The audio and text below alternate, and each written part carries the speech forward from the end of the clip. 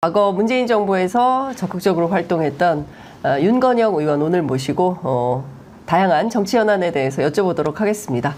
어서 오십시오. 안녕하세요. 네, 반갑습니다. 예, 네. 생각해보니까 선거 끝나고 첫 모시는 것 같아요. 네, 축하드립니다. 감사합니다. 재선을 축하드립니다. 더 열심히 하겠습니다. 예, 오늘 생각보다 시간이 너무 촉박해가지고 뉴스 네. 위주로 쭉 여쭤봐야 될 것 같아요. 우선 최혜병 사건과 관련해서 윤석열 대통령과 이종섭 장관이 지난 8월 2일 3차례 통화한 것이 확인이 됐습니다. 8월 8일 한 차례까지 포함하면 모두 4차례 통화 기록인데요. 정청래 최고위원은 이게 사실상 스모킹 건이 될 것이다라고 예고를 했습니다. 의원님 어떻게 보셨습니까?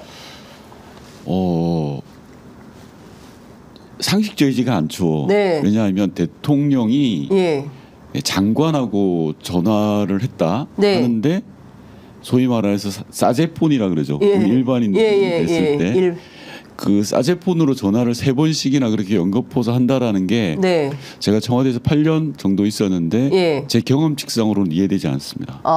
주로 청와대에서 대통령이 뭔가 꼭 통화할 일이 있을 때는 비화기? 아닙니다. 비화기나 뭐 업무폰을 넘어서서 우선 대통령의 하나하나는 모두 기록이고 공식적인 겁니다. 그렇습니다. 따라서 대통령이 전화 연결을 한다. 특히 국무위원과 전화 연결을 한다라고 하면 그건 부속실을 통해서 하는 게 일반적입니다. 예를 들어서 대통령이 국방부 장관과 전화 연결을 하고 싶다라고 하면 부속실을 통해서 하죠. 국방부 장관 연결하고 그리고 그 과정과 내용들이 기록되는 게 일반적입니다. 왜냐하면 대통령이 만약에 그 전화 통화에서 지시를 내릴 수도 있고요. 업무 지시를 내릴 수도 있고 중요한 내용을 이야기할 수도 있잖아요. 그렇죠. 그렇기 때문에 대통령이 하나하나 행동 하나 굉장히 중요한데 전화를 3번이나 했는데 그걸 소위 사제폰으로 했다라는 것 자체가 상식적이지 않습니다. 도저히 이해할 수가 없습니다. 대통령실에서는 정확한 해명은 나오지 않고 있지만 업무 관련된 거였고 그리고 당시가 우즈베키스탄 이종섭 전 장관이 출장 중이었기 때문에 업무 관련이다 이렇게 얘기를 하고 있습니다. 물론 공식적인 입장은 안 나오고 있습니다. 말도 안 되는데요. 업무 관련일수록 사제폰을 쓰면 안 됩니다. 우선 개인 휴대폰을 썼다는 것 자체에 대한 문제부터 먼저 짚고 가면은요. 이번에 언론에 보도됐던 윤석열 대통령이 썼다는 핸드폰 번호를 많은 기자분들이 알고 계셨다는 거 아닙니까? 저도 알고 있습니다. 그렇죠? 그럼 다른 나라 첩보기관이 모를까요? 알겠죠. CIA가 모를까요? 알겠죠. 그런 전화로 업무 지시를 내렸다? 엄청나게 큰 사고를 지신 거죠. 그 자체만으로도. 그 자체만. 그럼요. 그걸 도청 안 당한다고 누가 자신합니까? 우리 장윤선 진행자께서도 알고 있는 그 번호인데. 예컨대 북한이라든지 우리와 좋지 않은 관계인 국가들에서 그 번호, 핸드폰 번호를 따지 않았다? 그걸 누가 장담합니까? 그래서 대통령의 업무 지시는 부속실을 통해서 보안이 전제되어 있는 전화로 연결을 하죠. 그걸 개인 휴대폰, 소위 사제폰으로 전화를 했다라는 것 자체가 뭔가 감추기 위한 게 있거나 피치 못할 스토리가 있는 거죠. 그런데 지금 그 당일날 대통령 휴가가 이제 시작된 날이지 않습니까? 그래서 휴가 중이어서 업무폰이 아니라 개인폰을 썼나? 일단 대통령이 취임을 하면요. 대통령의 사제폰은 제가 뭐 2분의 대통령을 모셔봤습니다만 거의 사용하지 않습니다. 그리고 앞서도 말씀드렸다시피 대통령이 여러 가지 업무 지시를 할 수 있습니다. 그리고 대통령이 휴가를 가든 다른 나라로 순방을 가든 어디를 가든 업무폰과 비화폰은 항상 구비되어 있습니다. 그게 없으면 대한민국 망하는 겁니다. 왜냐하면 대통령이 보안에 전제된 지시를 내릴 수 없다는 상황이잖아요. 그러네요. 그렇잖아요. 그런 상황이 되면 그게 대한민국입니까? 그러니까 도대체 왜 이런 전화가 있었을 거라고 추론하십니까? 왜 이런 상황이 있었을까요? 합리적 추론을 해보면요. 업무폰도 아니고 비화폰도 아니고 개인폰으로 왜 이랬을까요? 중간에 있는 부속실이나 참모들이 알면 안 되는 내용이었겠죠. 합리적인 의심을 해본다면. 알면 안 되는 내용이 알면 곤란하거나 그런 기록을 남기지 않고 싶었던 거 아닐까요? 아예. 네. 그러니까 본인이 전화를 연결했겠죠. 네. 본인이 직접 사제폰으로. 예. 아니면 예. 두 번째 합리적 의심은 네. 그 이전에 예. 스토리가 있었겠죠. 스토리. 국방부 장관과 윤석열 대통령만의 네. 고유한 스토리가 있었기 때문에 가능하지 않았을까요? 예를 들어서 뭔가를 지시를 했다든지 아니면 뭔가에 대해서 지침을 준 게 있는데 그게 어떻게 됐냐라고 확인하는 차원일 수 있겠죠. 저는 뭐 그런 정도 말고는 의심의 여지가 없다고 봅니다. 그러니까 첫 통화는요. 그 02800으로 시작되는 첫 번째 통화가 7월 31일 날 있었습니다. 그게 이종섭 장관이 처음 대통령실로부터 받은 전화인데 이 전화의 합리적 의심을 하면 그게 첫 번째 지침이었죠. 용산 대통령실에. 그 지침이 제대로 작동되고 있는지 8월 2일 날 대통령이 확인해 봤다라고 하는 게 제가 말씀드린 두 번째 이유 스토리에 해당되는 겁니다. 즉 7월 말에 내렸던 지침이 당신이 제대로 수행하고 있냐라고 점검 차원에서 사제폰으로 전화를 했겠죠. 아무도 모르게. 기록에 남기지 않기 위해서. 기록에 남기지 않기 위해. 그런데 대통령이 어떻게 문재인 전 대통령이나 노무현 전 대통령도 이런 전례가 있었습니까? 기록에 남기지 않기 위한 어떤 그거는 말이 안 상상할 수 있는 일입니까? 상상이 안 되는 거고요. 제가 앞서도 말씀드렸다시피 대통령께서 후보 시절부터 썼던 많은 기자분들이 알고 있는 온 천하가 알고 있는 전화기라고 한다면 그거는 다른 국가들의 첩보기관들이 다 번호를 따고 있는 거라고 봐야죠. 그런 걸로 업무 지시를 내린다는 것 자체가 말이 안 되고요. 그 자체가 이제 어불성설이다. 뭐 법률적으로 위반되거나 이런 것은 아니지만 그러나 상상하기 어려운 상식 밖의 행동이다. 이제 이렇게 해석을 해야 되는 건데 일단 대통령실을 공식 입장은 안 나오고 있습니다. 대통령도 그와 관련해서는 입장이 없는데 입장을 내기가 곤란한 거 아닙니까? 그럴 수도 있는데 다만 안보실장의 경우에는 대통령이 장관이랑 수시로 통화한다. 그게 뭐가 문제냐. 이제 이런 얘기를 하는 거예요. 100번 1000번 그 말을 이해해 준다고 하더라도 수시로 통화하더라도 보안이 전제로 된 전화해야 됩니다. 그리고 그게 기록에 남겨야 됩니다. 대통령은 그냥 사람이 아닙니다. 일반 국민이 아니고요. 대한민국을 움직여가는 국군 통수권자고 최고 결정권자입니다. 어떤 지시를 내렸고 하는 것들이 기록에 남아야 되고 행동 하나하나가 기록에 남는 겁니다. 그러면 이 사건에 대해서는 반드시 짚어봐야 되는 내용들이 너무 많은데 또 하나 좀 여쭤보고 싶은 것 중에 하나는요. 일단 그 대통령이 사제폰 그 총장 시절에 쓰던 휴대전화로 대통령 말고 다른 사람이 통화했을 가능성도 제기하는 분들이 계십니다. 그럴 수도 있을까요? 가능성은 약한데요. 우리 장윤선 진행자께서 전화기 다른 사람 줍니까? 안 주죠. 안 주죠. 가능성은 좀 약한데 뭐 무시할 수는 없겠죠. 근데 지금 뭐 드러난 게 없으니까. 그러니까 이거 상당히 심각한 내용이고 중요한 내용인데 이런 겁니다. 사실상 당일날, 그러니까 8월 2일. 그러니까 7월 31일 이후 8월 9일까지 쭉 이제 통화 기록을 지금까지 나온 군사법원에서 제출된 그 통화 기록을 쭉 봤더니 대통령실하고 국방부 한 라인 간에 사실상 25번, 그러니까 경로 당일부터 이제 계산을 해본 거죠. 7월 31일부터 8월 9일까지 봤더니 무려 25번이나 통화를 했다. 그럼 이거는 지금 대통령실이 어떤 상태다, 국방부가 어떤 상태다라고 미루어 짐작할 수 있는 겁니까? 아주 심각한 상태죠. 아주 심각한 상태. 아주. 큰 일이 벌어진 겁니다. 아주 큰 일이. 통상적으로 대통령실에서 국방부에 그렇게 전화를 많이 한다는 건 급변 상황이 벌어졌다라고 보면 됩니다. 급변 상황이 벌어진 거다. 그리고 소위 말하는 VIP 대통령의 관심 사항이 생겼다라고 보면 되는 겁니다. 그렇지 않고서는 왜냐하면 수시로 국방부와 대통령실은 소통을 하기 때문에 그렇게 많은 일이 벌어지지는 않거든요. 하루에 집중적으로. 하루에 집중적으로 이렇게 벌어졌다는 것 자체는 심각한 상황인 겁니다. 근데 이제 이종섭 전 장관 변호인인 김재훈 변호사 어떻게 얘기를 하고 있냐면 대통령 경로를 했다 이런 것을 접한 사실 자체가 없고 그리고 대통령실 그 누구로부터 뭐 사단장을 빼라 마라 뭐 이런 말을 들은 적도. 이종섭 장관의 증언과 진술은 이미 허위로 드러나고 있지 않아요? 예를 들어서 지난번 국회에서 국방부 장관이 나와서 했던 말은 대통령과 통한 적 없다라는 거였잖아요. 근데 이미 벌써 8월 2일 날만 3차례 전화 연결을 한 것으로 드러나고 있는 물론 뭐 대통령 이외의 인물일 수도 있겠지만 대통령이 썼던 핸드폰으로 3번이나 통화를 했다는 기록이 나온 거잖아요. 그렇습니다. 저는 이종섭 장관의 진술 자체를 신뢰할 수 없다고 보는데요.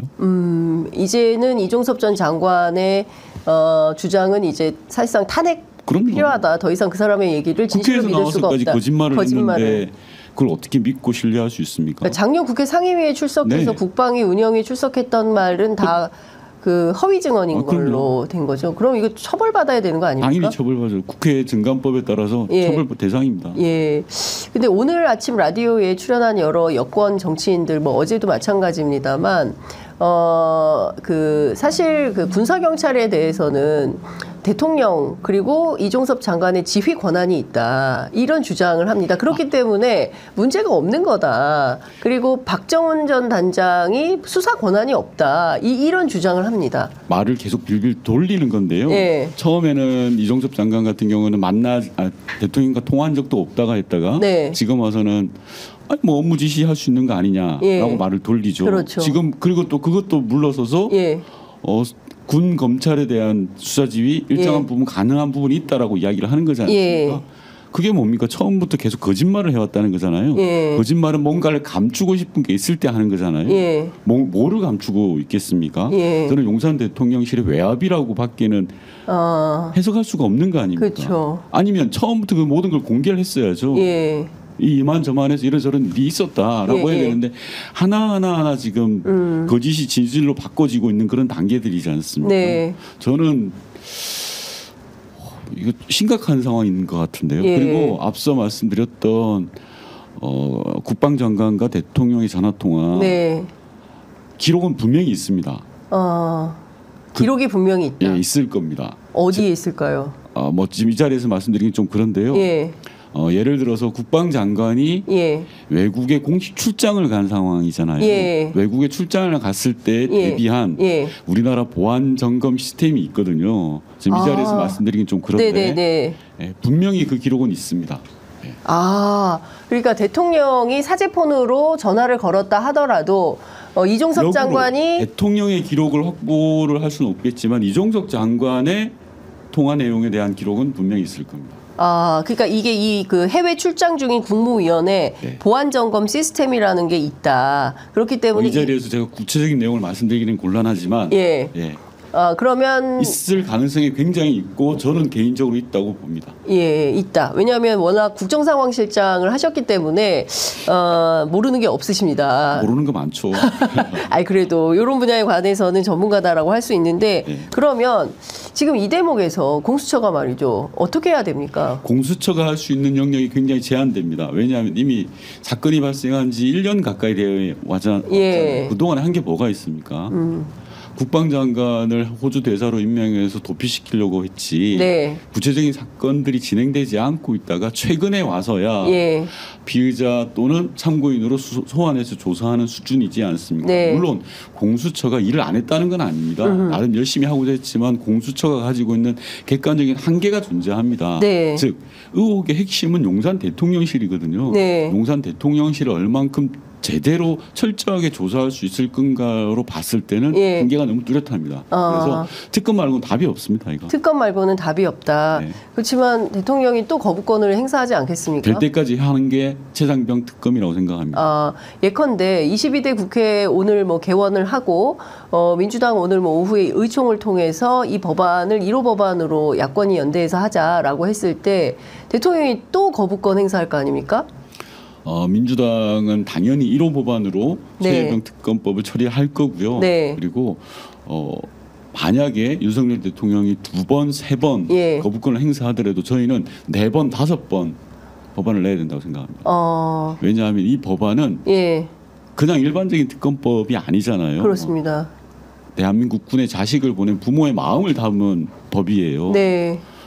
대한민국을 위해서 헌신하다가 돌아가신 분의 억울함을 풀어주는 건데 네. 이걸 그냥 지나갈 수 없다고 생각을 하고요. 그리고 저는 윤석열 정부가 그리고 국민의힘이 못 버틴다고 봅니다. 네. 이런 법을 어떻게 버팁니까? 네. 그리고 이 법은 자기 스스로를 지키기 위해서 거부권을 행사하는 거 아니에요. 대통령이. 네. 즉 그냥 뭐 정책적 이슈에 대해서 이거 나와 생각이 달라 집권 세력과 다른 생각이야라고 해서 거부권을 행사하는 게 아니라 온전히 용산 대통령실을 지키기 위해서 거부권을 행사하는 거지 않습니까? 네네.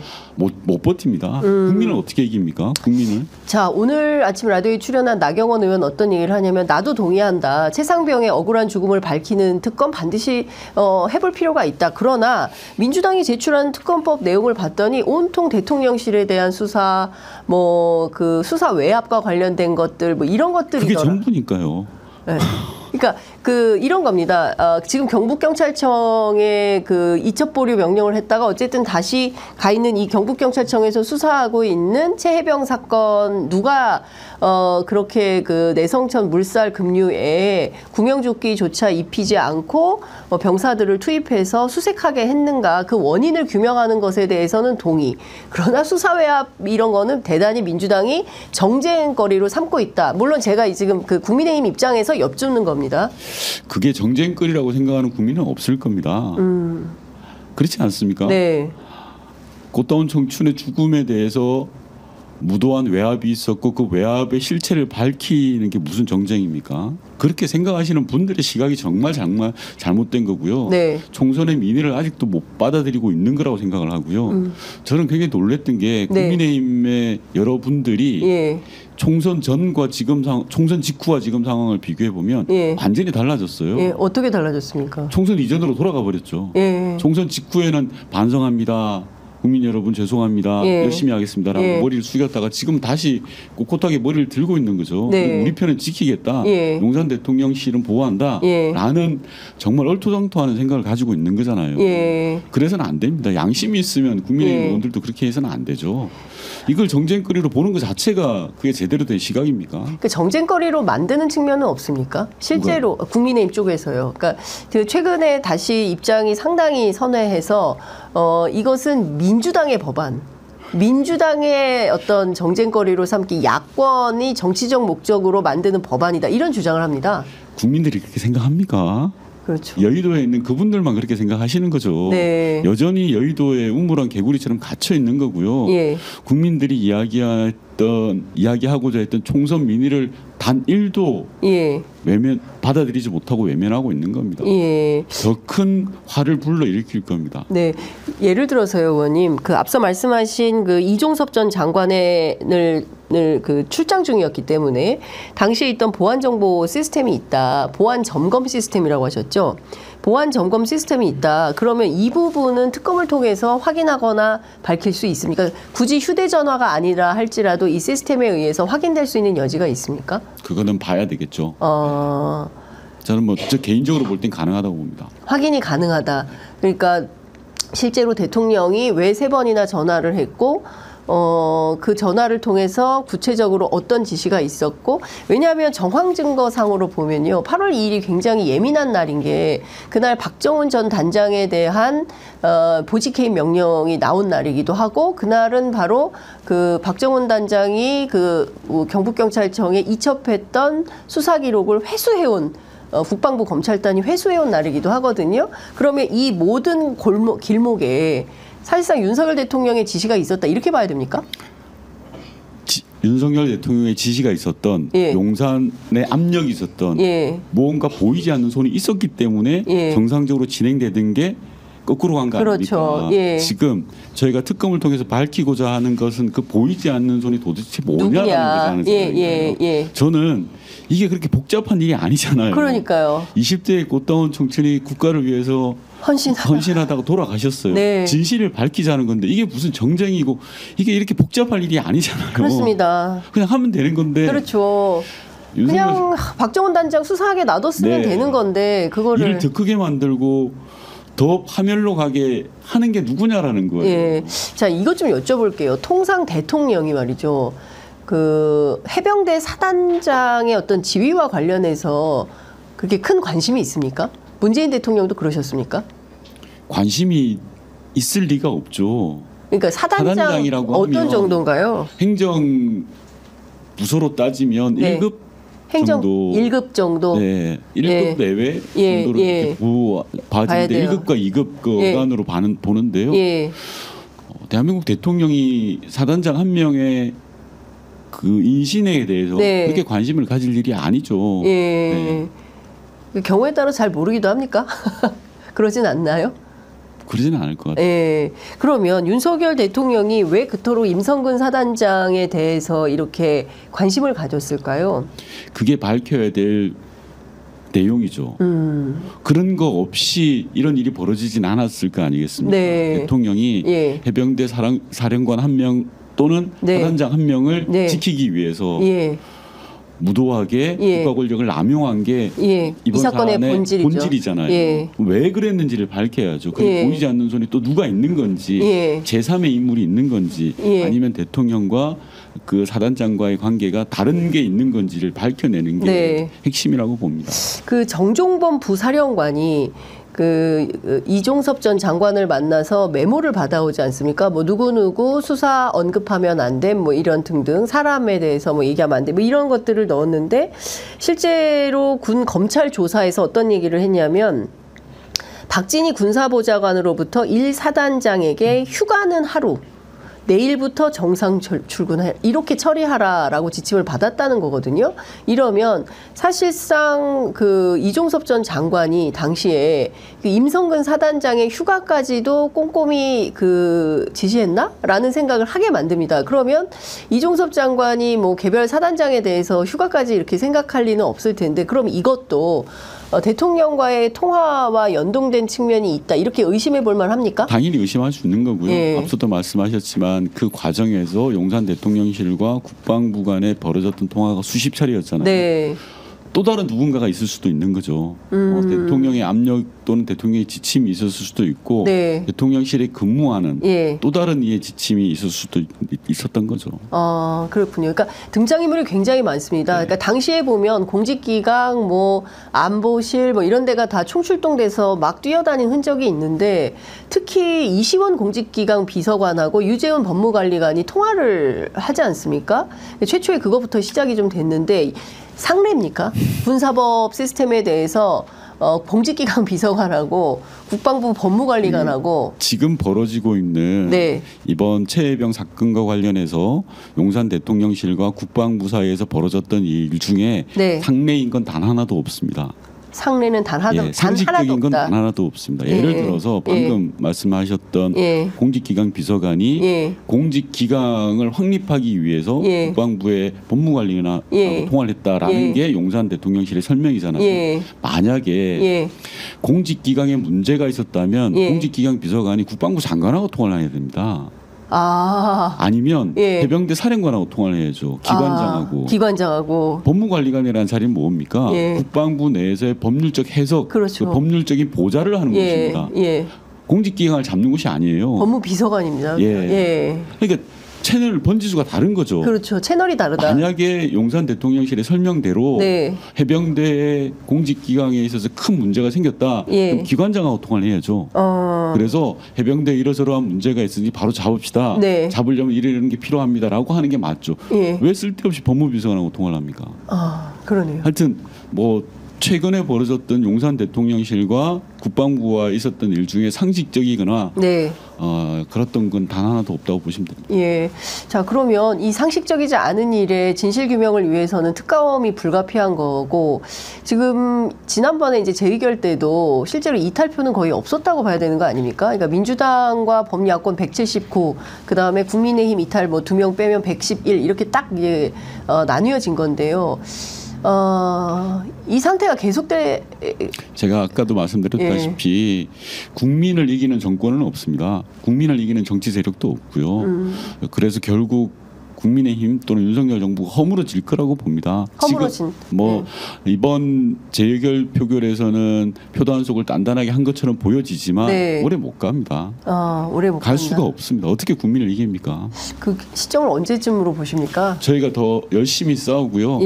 국민의 의지와 힘을 하나로 모아내는 게 제일 중요하다고 생각합니다. 네, 사실 오늘 인터뷰는 그 문재인 전 대통령 회고록 관련해서 좀 여쭤보려고 했는데 뭐 이미 좀 사라지긴 했습니다만 김정숙 여사 인도 방문과 관련해서 뭐 배현진 의원을 비롯해서 국민의힘 쪽에서 뭐 특검까지 얘기를 해서 저희가 사실은 그 문제를 좀 여쭤보려고 하기도 했었는데 좀 수면 아래로 가라앉은 것 같습니다.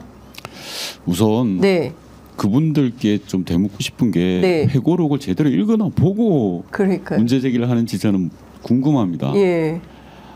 이런 말씀드리면 좀 그렇지만 공부도 잘 안 하시는 분들이 책 표지만 보고 셈이 나서 그렇게 하는 거 아닌가 싶고 대통령께서 이번 회고록을 쓴 이유는 문재인 정부의 이러저러한 외교적 성과가 있다 자랑하려고 하는 게 아닙니다. 실패도 있고 성공도 있는데 이걸 담담히 성찰해 보자. 그래서 윤석열 정부가 이런 부분들에 잘해야 돼. 라는 거거든요. 근데 그걸 온전히 그냥 다 왜곡하고 김정숙 여사의 인도 방문권을 가지고 시비를 거시는데 정말 외교의 외자도 모르시는 분들 같아요. 저는 우선 정말 답답한 것 중에 하나가 인도 모디 총리가 뭐라 그럴까요? 대한민국 외교를. 모디 총리가 김정숙 여사에게 초청장을 보냈던 거거든요. 그리고 한 인도 간에 정말 긴밀한 우호 협력 관계를 형성했던 거거든요. 그런데 국민의힘 의원들이 지금 하는 모습을 보면 모디 총리가 땅을 치지 않을까요? 제가 얼굴이 화끈거립니다. 인도에 있는 주요 외교관들이 한국 정치를 뭐라고 생각하겠습니까? 그러니까요. 제가 이것 좀 여쭤볼게요. 사실 그 문재인 전 대통령이 남북 관계에 상당히 애정을 이제 쏟고 있었고 사실은 그와 관련된 내용들이 회고록에 상당히 많이 나옵니다. 그리고 이제 여기에서 한반도의 그 완전한 그 평화 체제를 어떻게 가져올 거냐에 대한 고민도 이제 담겨 있는 걸로 보이는데 그 사실 하노이 노딜에 대해서는 이제 문재인 전 대통령도 예상을 하지 못했다라는 표현이 있고 그리고 김정은 전 위원장 김정은 국방위원장인가요? 국무위원장이죠. 국무위원장이 사실 그 도보다리 회담을 통해서 문재인 대통령에게 허심탄회하게 털어놨던 여러 가지 얘기들을 그냥 설명을 하셨더라고요. 나한테 이런 얘기도 하더라라는 거를 국민들께 좀 알려드린 셈인데 이걸 가지고 김정은의 수석 대변인이다라고 얘기를 했습니다. 그러니까 맥락을 보면 그게 아니더라고요. 저도 회고록을 좀 꼼꼼히 읽어봤는데 맥락을 보면 이게 김정은 위원장을 뭐 대변하는 게 아니라 그가 가지고 있는 어떤 그 고뇌라고 해야 될까요? 뭐 이런 걸 뭐 이러면 또 저한테도 또 무슨 김정은 대변이냐 이럴 수 있는데 그게 아니라 책에 그렇게 나와 있습니다. 그 북측 인사가 얼마 전에 발표한 게 있죠. 문재인 대통령 상대하기가 제일 어려웠다. 윤석열 상대하기 너무 쉽다라는 이야기가 있고요. 저는 그렇게 봅니다. 이번 회고록에서 문재인 전 대통령이 이야기하고자 했던 건 한반도 평화를 어렵게 끌고 갔는데 성공한 지점과 실패한 지점을 잘 들여다봐라 라는 게 포인트고요. 앞서 말씀드린 것처럼 이 말씀을 꼭 드리고 싶어요. 자꾸 이제 국민의힘 분들이나 윤석열 정부의 사람들은 문재인 정부의 평화 프로세스에 대해서 굉장히 비난을 하세요. 지금 어떻습니까?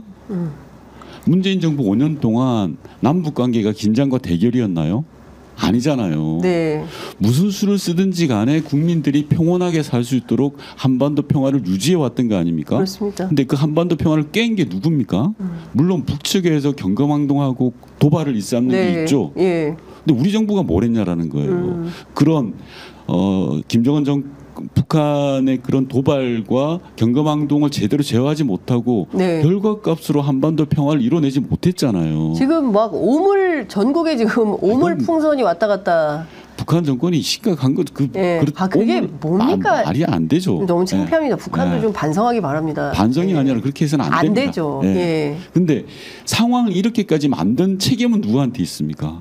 1차적으로는 북한 정권에 있죠. 북한 김정은한테 있죠. 그러나 이렇게까지 한반도의 긴장과 오물이 날아다니는 상황을 만드는 건 네. 윤석열 정부 아니에요. 왜 자기 스스로 돌아보지 못합니까? 10배, 20배로 더 오물풍선을 보내야 된다. 이런 주장은 죄송합니다, 의원님. 아니, 이런 주장이 있어요. 힘으로라도 제압할 수 있으면 해야죠. 예. 북에 대해서. 힘의 지배를 하자는 게 그 힘에 의한 평화 아닙니까? 저 윤석열 정부. 윤석열 정부가 계속 이야기하는 게 힘으로라도 제압을 하겠다라는 건데 그럼 제압을 해야죠. 근데 못 하잖아요. 안 되죠, 제압이. 예. 계속 국제적인 망신만 사고 있는 거 아닙니까? 예. 그게 뭡니까? 국민들은 평화에 대해서 걱정하고 있고 저는 좀 심각한 것 같은데.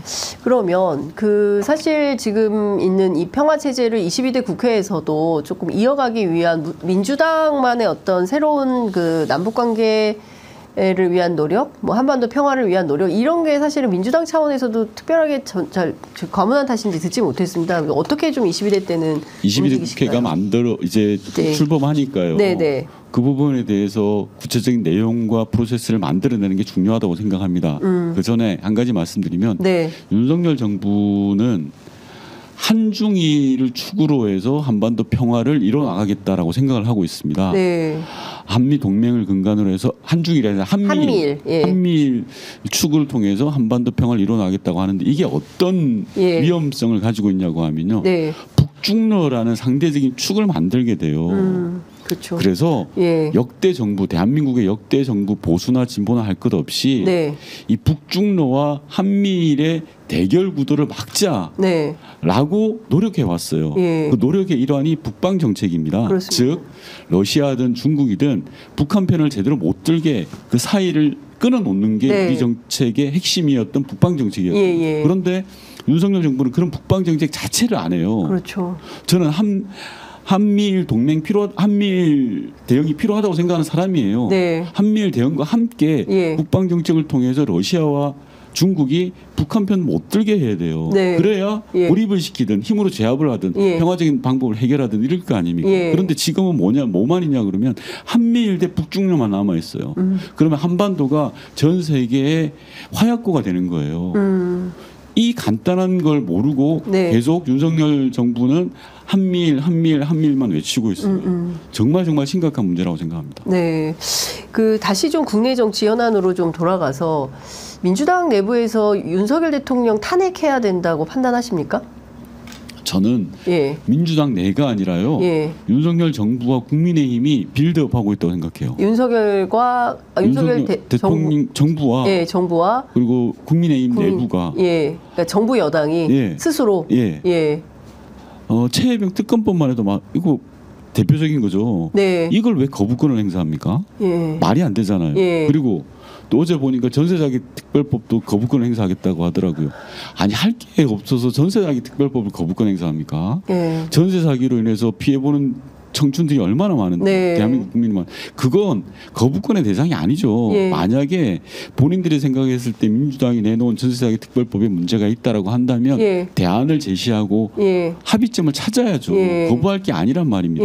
그런데 지금 윤석열 대통령은 마음에 안 드는 건 무조건 다 거부해요.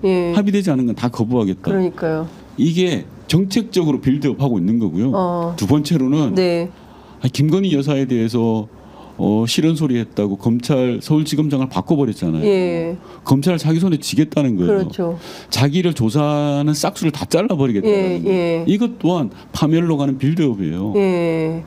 그죠? 그다음에 정책과 관련해서 의대 정원 문제 를 누가 끄집어냈습니까? 윤석열 정부가 끄집어냈잖아요. 몇 달째 해결하지 못하고 있어요. 피해를 받는 건 국민들입니다. 맞습니다. 정책적으로도 지금 빌드업하고 있는 거 아니에요? 파멸로? 민주당이 이 과정에서 뭘 한 게 있어요?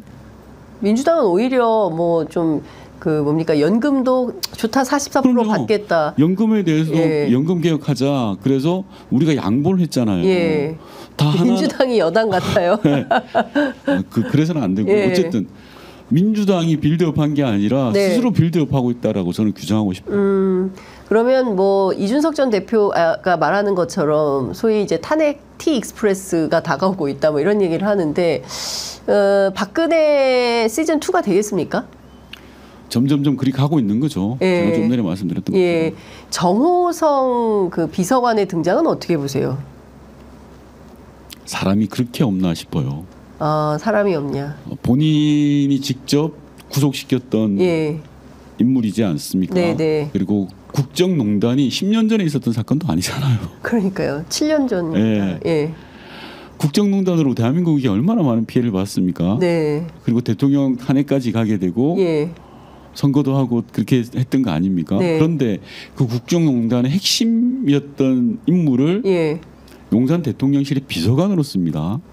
첫 번째 드는 생각이 정말 갈 때까지 갔구나 라는 생각이 들었고요. 두 번째가 정말 사람이 없나 보다 라는 것까지 갔고, 세 번째가 설마 이 정도로 없을까 생각했는데 그럼 누가 추천했을까? 누가?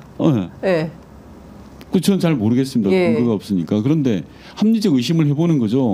박근혜 국정농단 세력이 지금 용산 대통령실에 있구나. 안 그러면 그렇게 추천했을까요? 그렇죠. 개인적인 연이 있는 것도 아닐 텐데.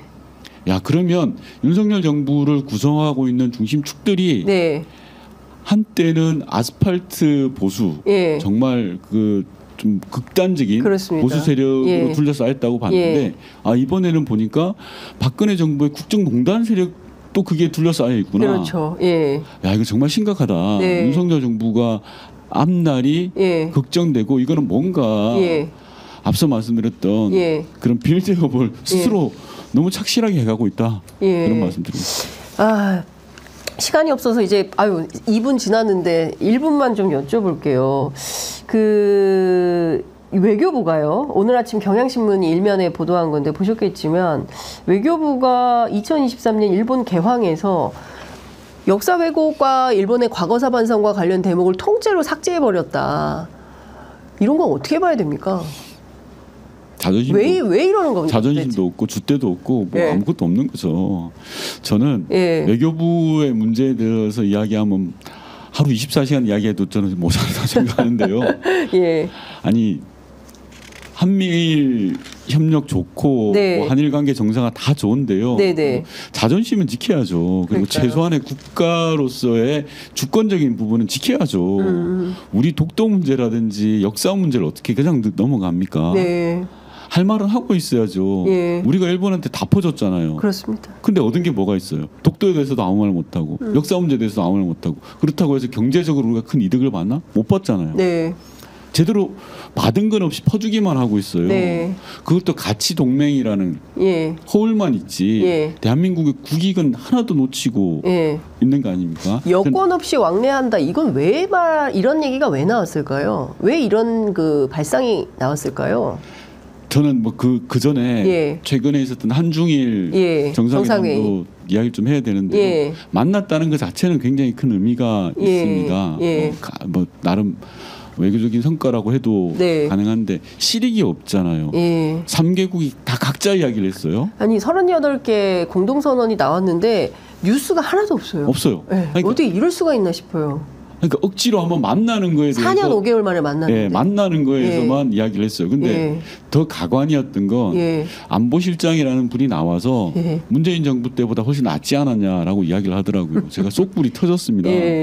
한 가지만 뭐 시간이 없어서 짧게 말씀드리면 문재인 정부 때 대중무역 흑자가 수천억 불이었습니다.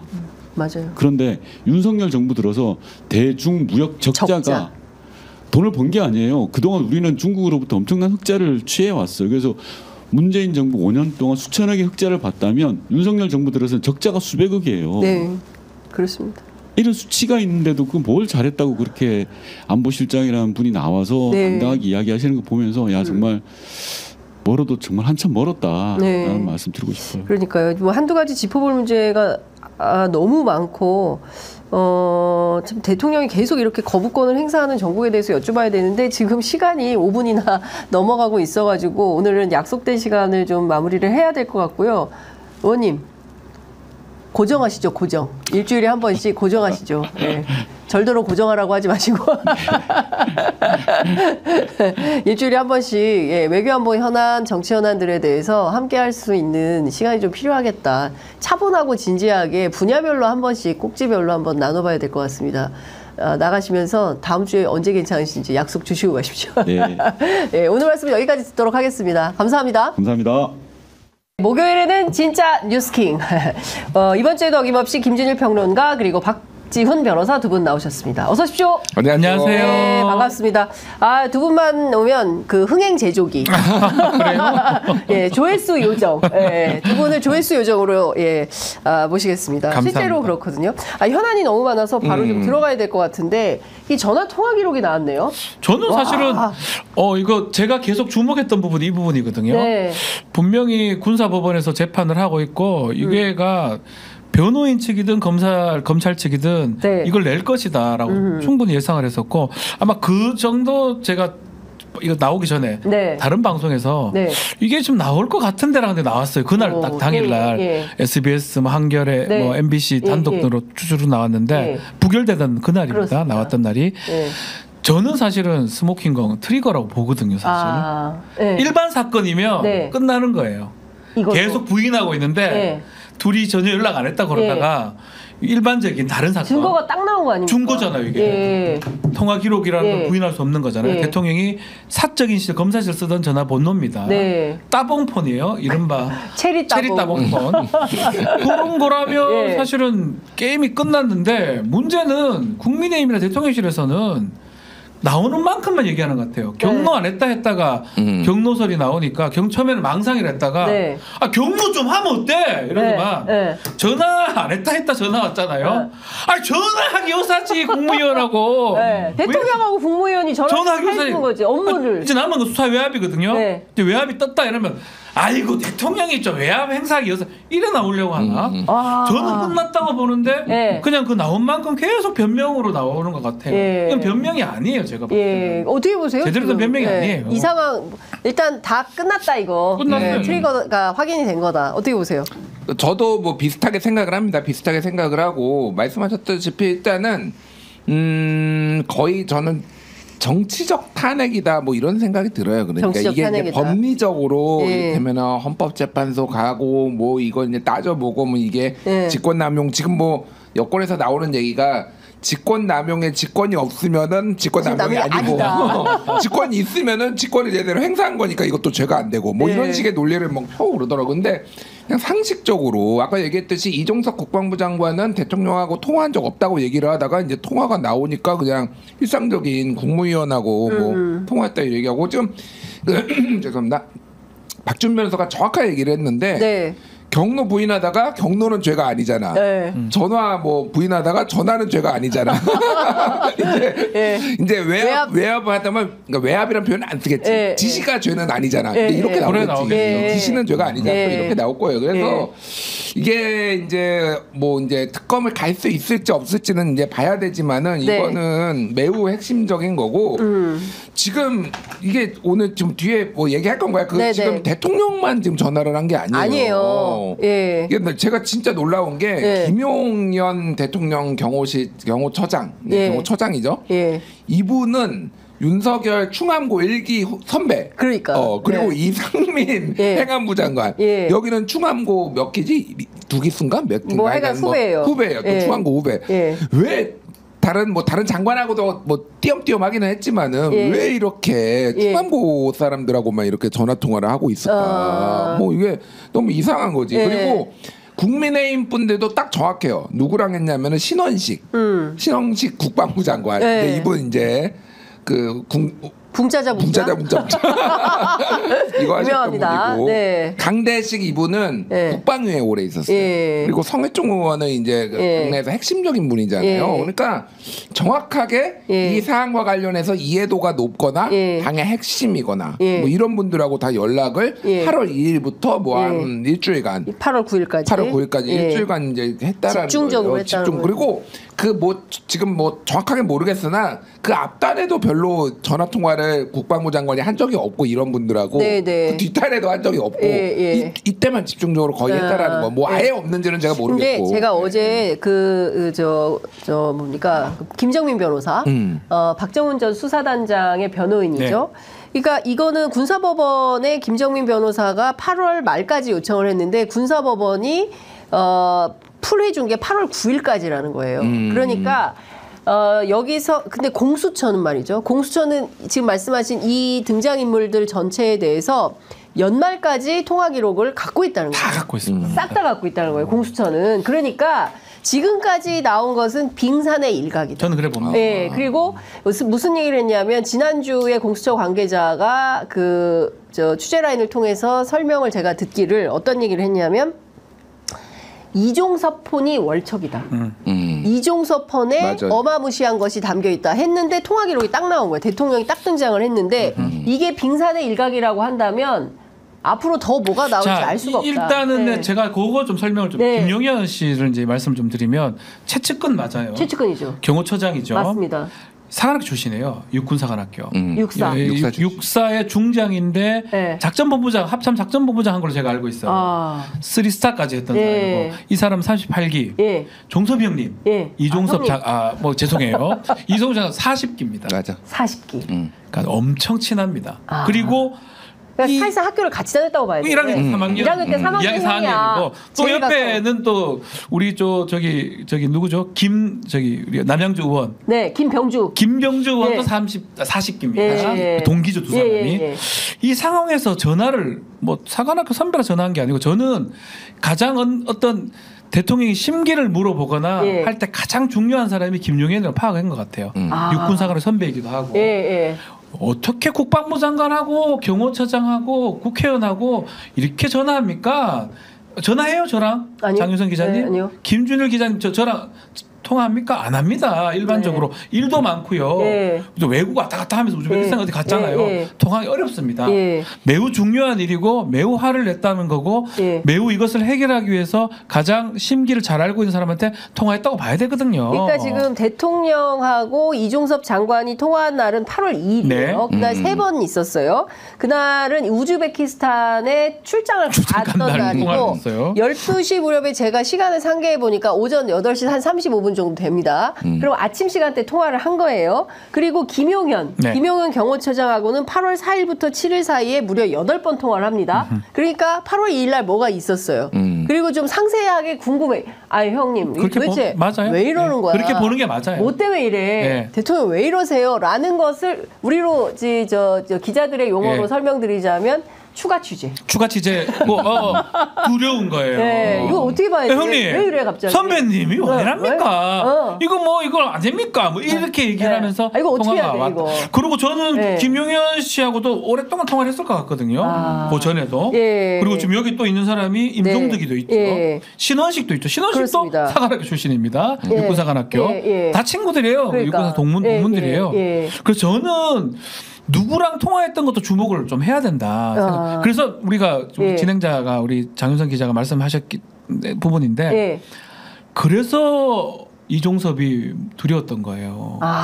우주로 보내고 싶었을 거예요 아마. 우주? 근데 우주는 뭐 안 되니까 호주로 보낸 거예요. 정말 이 사람을 정말 멀리 보내고 싶었을 거예요. 눈빛도 좀 그렇고 눈빛이 우리 자꾸 이름 김병주 의원 설명에 따라 우리 동기 종섭이 그런 애가 아니다. 그렇게 모진 사람이 아니다. 그게 또 반대로 해석하면 눈빛이 흔들릴 수 있다는 거거든요. 대통령실 입장에 반대로.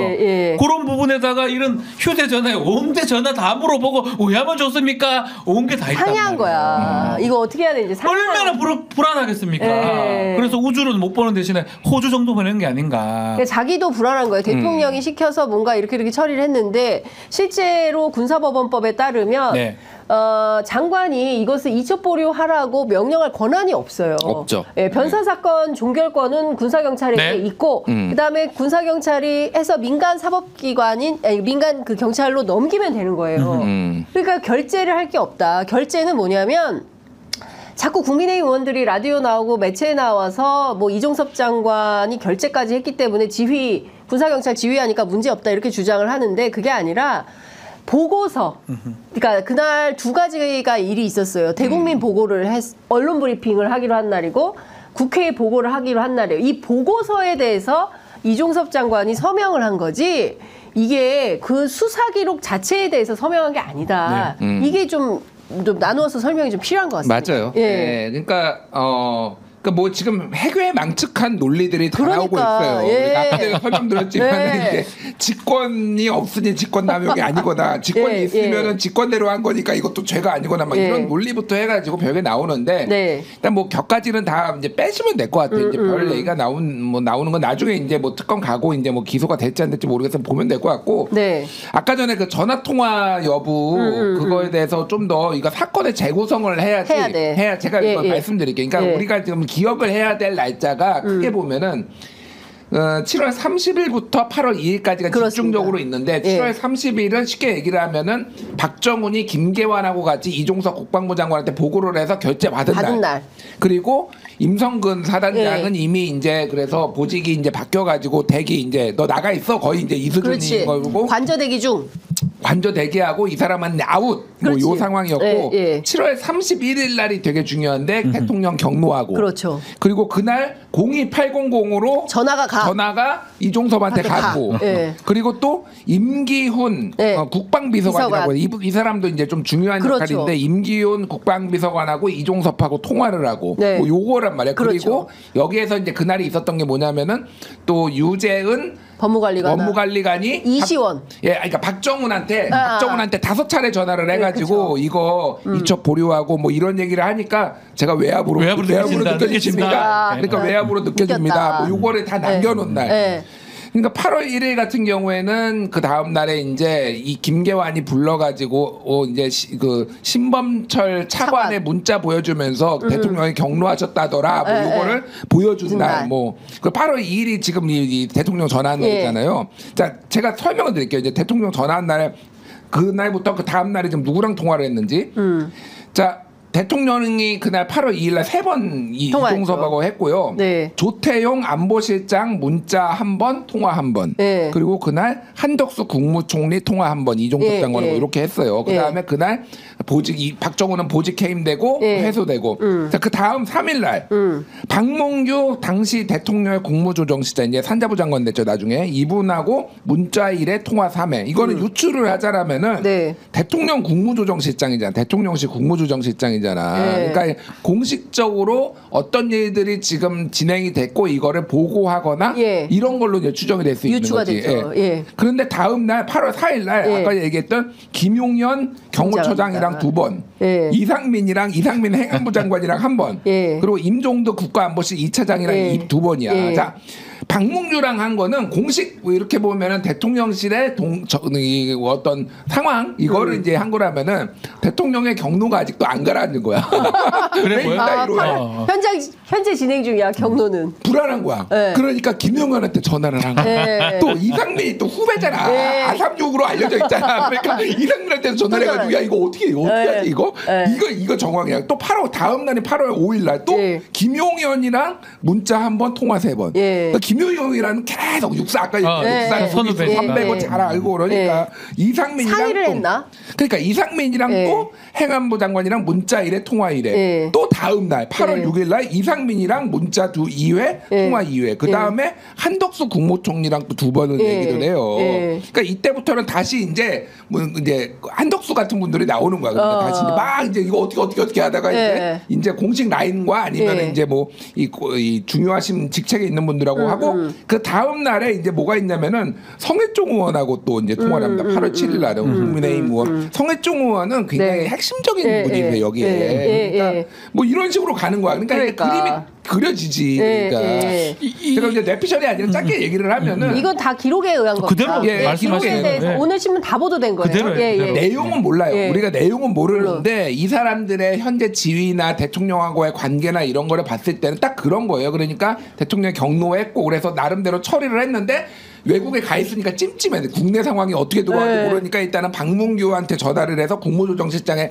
해서 대통령실 분위기인데 이 사람보다는 확실하게 대통령의 심기를 잘하는 사람이 나도 친한 사람이 필요하니까 이상민하고 김용현한테 계속 매일 2-3번씩 매일 하나 계속 돌린 거야. 궁금하기도 심기가 궁금했던 조금은 제가 부언을 하고 싶은 게 우리가 이 시간을 2023년 7월 30일부터 좀 해보면 7월 30일 이 사람이 이 박정훈 대령한테 이종섭이가 보고를 받아요. 그렇죠. 받고 문제가 일어난 건 7월 31일입니다. 그렇습니다. 야, 전화가 왔잖아요. 일반 전화가 와가지고 이거 보류해라라고 지시 떨어졌는데 그 전만 해도 벌써 이종섭은 결제 다 해버렸어요. 그렇죠. 그러니까 여기서 또 문제가 생긴 거예요. 그리고 이틀 뒤 8월 2일 날 아마도 대통령실이 대통령이 전화를 직접 해가지고 뭘 하고 있냐 제대로 해라라고 하면서 아마 그 전에 이런 얘기가 나왔겠죠. 이 이첩을 해소시키고 그 주도했던 박정훈을 항명죄로 해야 된다. 이런 얘기들이 오갔을 가능성이 매우 높아요. 시간 관계상 봤을 때는. 그렇죠. 그 이후에는 상황이 아마 이종섭도 이게 뭐 문제가 된다고 생각이 드니까 김용현한테 물어보고 이상민한테 물어보고 아마 그런 일들이 지금 벌어졌던 것 같은데 저는 또 하나 좀 눈여겨봐야 될 게 지금 이제 아마 군사 재판에서 이 통화 기록이 8월 9일까지만 있는 것 같거든요. 그 뒤에도 또 어떤 일이 있었는지, 맞아요. 또 그 전에도 어떤 맞습니다. 그런 게 조금 더 공개가 돼야 될 필요가 있지 않을까 생각도 들어요. 그러니까 저도 어제 이제 이 사건 관련해서 너무 의혹이 많잖아요. 그래서 취재를 막 다방면을 통해서 취재를 막 해봤는데 김정민 변호사 재밌는 얘기를 하더만요. 본인의 판단으로는 대통령의 경로는 최소 5차례 있었던 것 같다. 아, 5차례? 네, 그 1차, 2차, 3차, 4차, 5차 경로가 있었던 것 같다. 저희가 이제 조만간 모셔서 말씀을 좀 들을 건데 1차 경로는 말씀하신 대로 7월 31일. 고달. 그렇죠. 보좌관 회의 할 때. 그다음에 이제 8월 1일. 그리고 8월 2일 통화한 날. 그다음에 이제 4차 경로는 8월 17일에서 18일 사이에 있었을 것 같다. 왜냐하면 이날 동아일보의 단독 보도가 나오는데 그 조사본부가 그 사단장한테 이첩해라 이런 보도가 나온다는 거예요. 그래서 내부에서 상당히 발칵 뒤집혔던 거 아니냐. 실제로 전화 움직임 지금 우리가 전화 통화 기록을 가지고 계속 분석하고 있는 거 아니겠습니까? 여기에서 이시원 공직기강 비서관하고 유재훈 법무관리관이 이첩 관련해서 논의를 한 그런 정황이 있다는 거예요. 그게 있고 그 다음에 8월 28일이 굉장히 중요한데 이게 5차 경로가 아닌가라는 생각을 한다는 겁니다. 이게 언제냐면 박정훈 전 수사단장 구속 전후예요. 그러니까 그 김정민 변호사는 어떻게 의심을 하고 있냐면 실제로 해병대 왜 이렇게 말을 안 듣는 거야? 라는 대통령실 워딩이 있었잖아요. 그와 관련해서 실제로 박정훈 전 수사단장의 구속 관련해서도 대통령이 뭔가 역할을 한 거 아니냐라는 의심입니다. 고발하지 마세요. 이런 의심을 갖고 있다고 김정민 변호사는 보고 있습니다. 왜냐하면 그래서 이제 아마 좀 더 저는 요청을 할 수 있다고 저는 보거든요. 그 통화 기록이야 사실은 통화 내용이 들어있는 게 아니고 그 시간에 누구랑 누구가 통화했다. 기지국 정도 나와요. 어디서 통화했다. 이 정도 나올 수 있는데 그게 좀 더 나온다 그러면 사실은 오히려 몸통이 딴 사람일 수도 있는 거예요. 몸통이? 이종섭이 아니고 김계한이가 아니고 막 얘기했잖아요. 그러니까 그런 내용이 더 중요할 수 있기 때문에 끊겼을 수도 있다. 그래서 이 사건 자체가 생각보다 매우 클 수도 있다는 생각이 엄청 들어요. 큰 사건입니다. 이게 보통 큰 사건이 아니고요. 이게 보면요, 그러니까 본질은 똑같아요. 그러니까 대한민국 정부는 시스템이 다 마련된 그 선진국가로서 그냥 군사법원법에 따라서 사망사건이 발생을 한 거예요. 그 7월 19일이죠. 그리고 7월 20일 날 최상병 그 사망사건 처리를 국방부가 합니다. 그리고 나서 조사를 했어요. 조사본부에서 조사를 한 거죠. 해병대 수사단에서 수사를 해서 기록을 만들고 100페이지가 넘는 기록을 만들어서 그냥 이첩하면 돼요. 그다음에 그 8명 임성근 사단장부터 해서 8명을 입건하지 않습니까? 과실치사로. 그래서 그냥 법대로 하면 됐던 거예요. 근데 갑자기 7월 31일 대통령 경로설이 불거지면서 8월 2일 날 무슨 통화를 했는지 3번이나 장관하고 통화를 하고 그 밑단에 있는 사람들이 이렇게 바쁘게 움직이고 결국에는 그냥 시스템을 대통령실이 허문 거 아니냐. 그러니까 이런 의혹이 가능한 겁니다. 이거를 하나 우리가 이제 주목을 해봐야 되는 게 지금 이제 이 사건과 관련해서 두 축이 있었잖아요. 하나는 그러니까 뭐냐면은 임성근을 빼라, 쉽게 얘기하면은 임성근을 빼라라는 게 있고 또 하나는 거기에서 이제 임성근이 빠질지 안 빠질지 잘 모르니까 넘기지 마라, 경찰청에 넘기지 마라, 뭐 요게 이제 있었어요. 그래서 그때 이제 상황을 이제 좀 언론 보도가 나온 것들을 얘기를 하자면은 네. 7월 30일 날 박정훈 대령이 김계환 사령관하고 해병대 사령관하고 함께 이종섭 장관한테 보고하고 결재 받았잖아요. 네. 그런 다음에 박정훈 대령한테 이제 나가 있으라고 이종섭 장관이 얘기를 해요. 네. 그다음에 이종섭, 김계환 두 사람이 무슨 얘기를 했냐면은. 이제 임성근이 얘 나가리 됐으니까 원래 얘가 그렇지. 토스카인데 얘가 거의 다음 차기 해병대 사령관으로 매우 맞아요. 유력했던 사람이에요. 그렇습니다. 근데 이게 줄줄이 이제 인사 이런 게 어긋나게 된 거야. 맞아. 그럼 얘가 이제 나가리 되면은 얘는 누구로 할 이제 건지. 직무 배제가 되는 거고, 네. 얘 이제 자택되기 이제 된 거고, 예. 그러면 얘 대신 누구를 이제 앉힐 건지 뭐 이런 거를 뭐 정종범 뭐 해병대 부사령관 됐고 막 이런 얘기가 있었단 말이야. 그러니까 그렇죠. 이날 정확하게 이 사람은 어쨌든 이제 법의 판단을 다 받아본 다음에 복귀가 될지 안 될지는 모르겠으나 아웃된 상황이었어. 그렇죠. 7월 30일 날 맞아요. 오후에 이미 끝났어. 그러니까 예. 군인으로서 커리어가 끝났는데 예.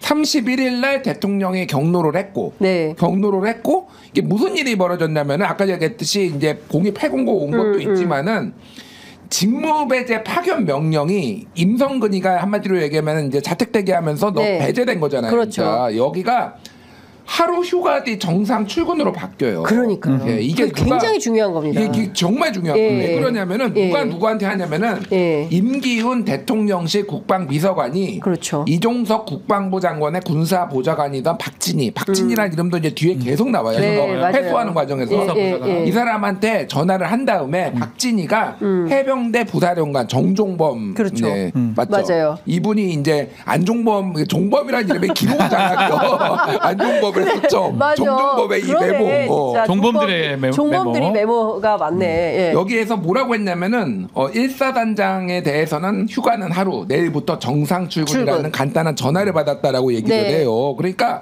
직무 배제가 예. 갑자기 용산에서 국방부로 해가지고 지금 예. 이 사람이 예. 그러니까 구제된 거야 임성근이. 예. 갑자기 휴가로 바뀌는 거야. 예. 그리고 박정훈은 징계를 받으면서 31일 날 그러니까 7월 30일 날 이 사람은 아웃됐는데 네. 31일 날 갑자기 휴가로 바꿔놔라고 해서 휴가로 됐고 그다음에 이틀 뒤에는 박정훈이 이제 직위해제된 다음에 그 이후에 구속되고 영장 청구되고 됐지. 그치 뭐 할까 뭐 예, 이렇게 그렇게 이제 가는 거. 완전히 운명이 바뀌는 거야. 두 사람의 운명이 바뀌는 거죠. 그러면은 도대체 제가 얘기하는 거는 임기훈 대통령실 국방비서관이 네. 지가 뭐라고? 아니, 지가 뭐라고? 갑자기 전화를 임성근이를 네. 그럼 지가 했겠어 혼자? 그렇죠. 못하죠. 그럼 위에서 누가 지시를 했을 거 아니야. 예. 누가 있어 위에? 없어요. 그러니까. 그래서 제가 계속 이제 주장했던 게 이제 조금씩 나오는 것 같은데 예. 제가 계속 주장했던 게 어쩌면 지금 우리도 계속 얘기를 하지만 예.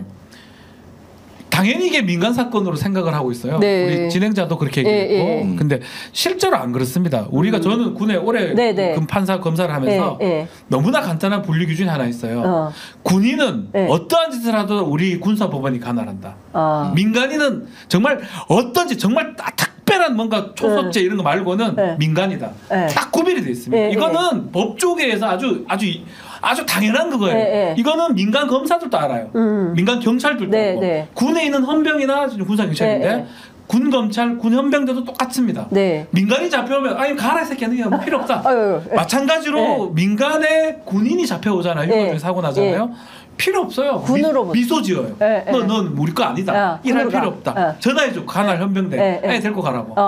그 정도거든요. 그러니까 저는 계속 항상 얘기하지만 첫 시작 자체는 윤석열 대통령의 인식이었다고 생각이 들어요.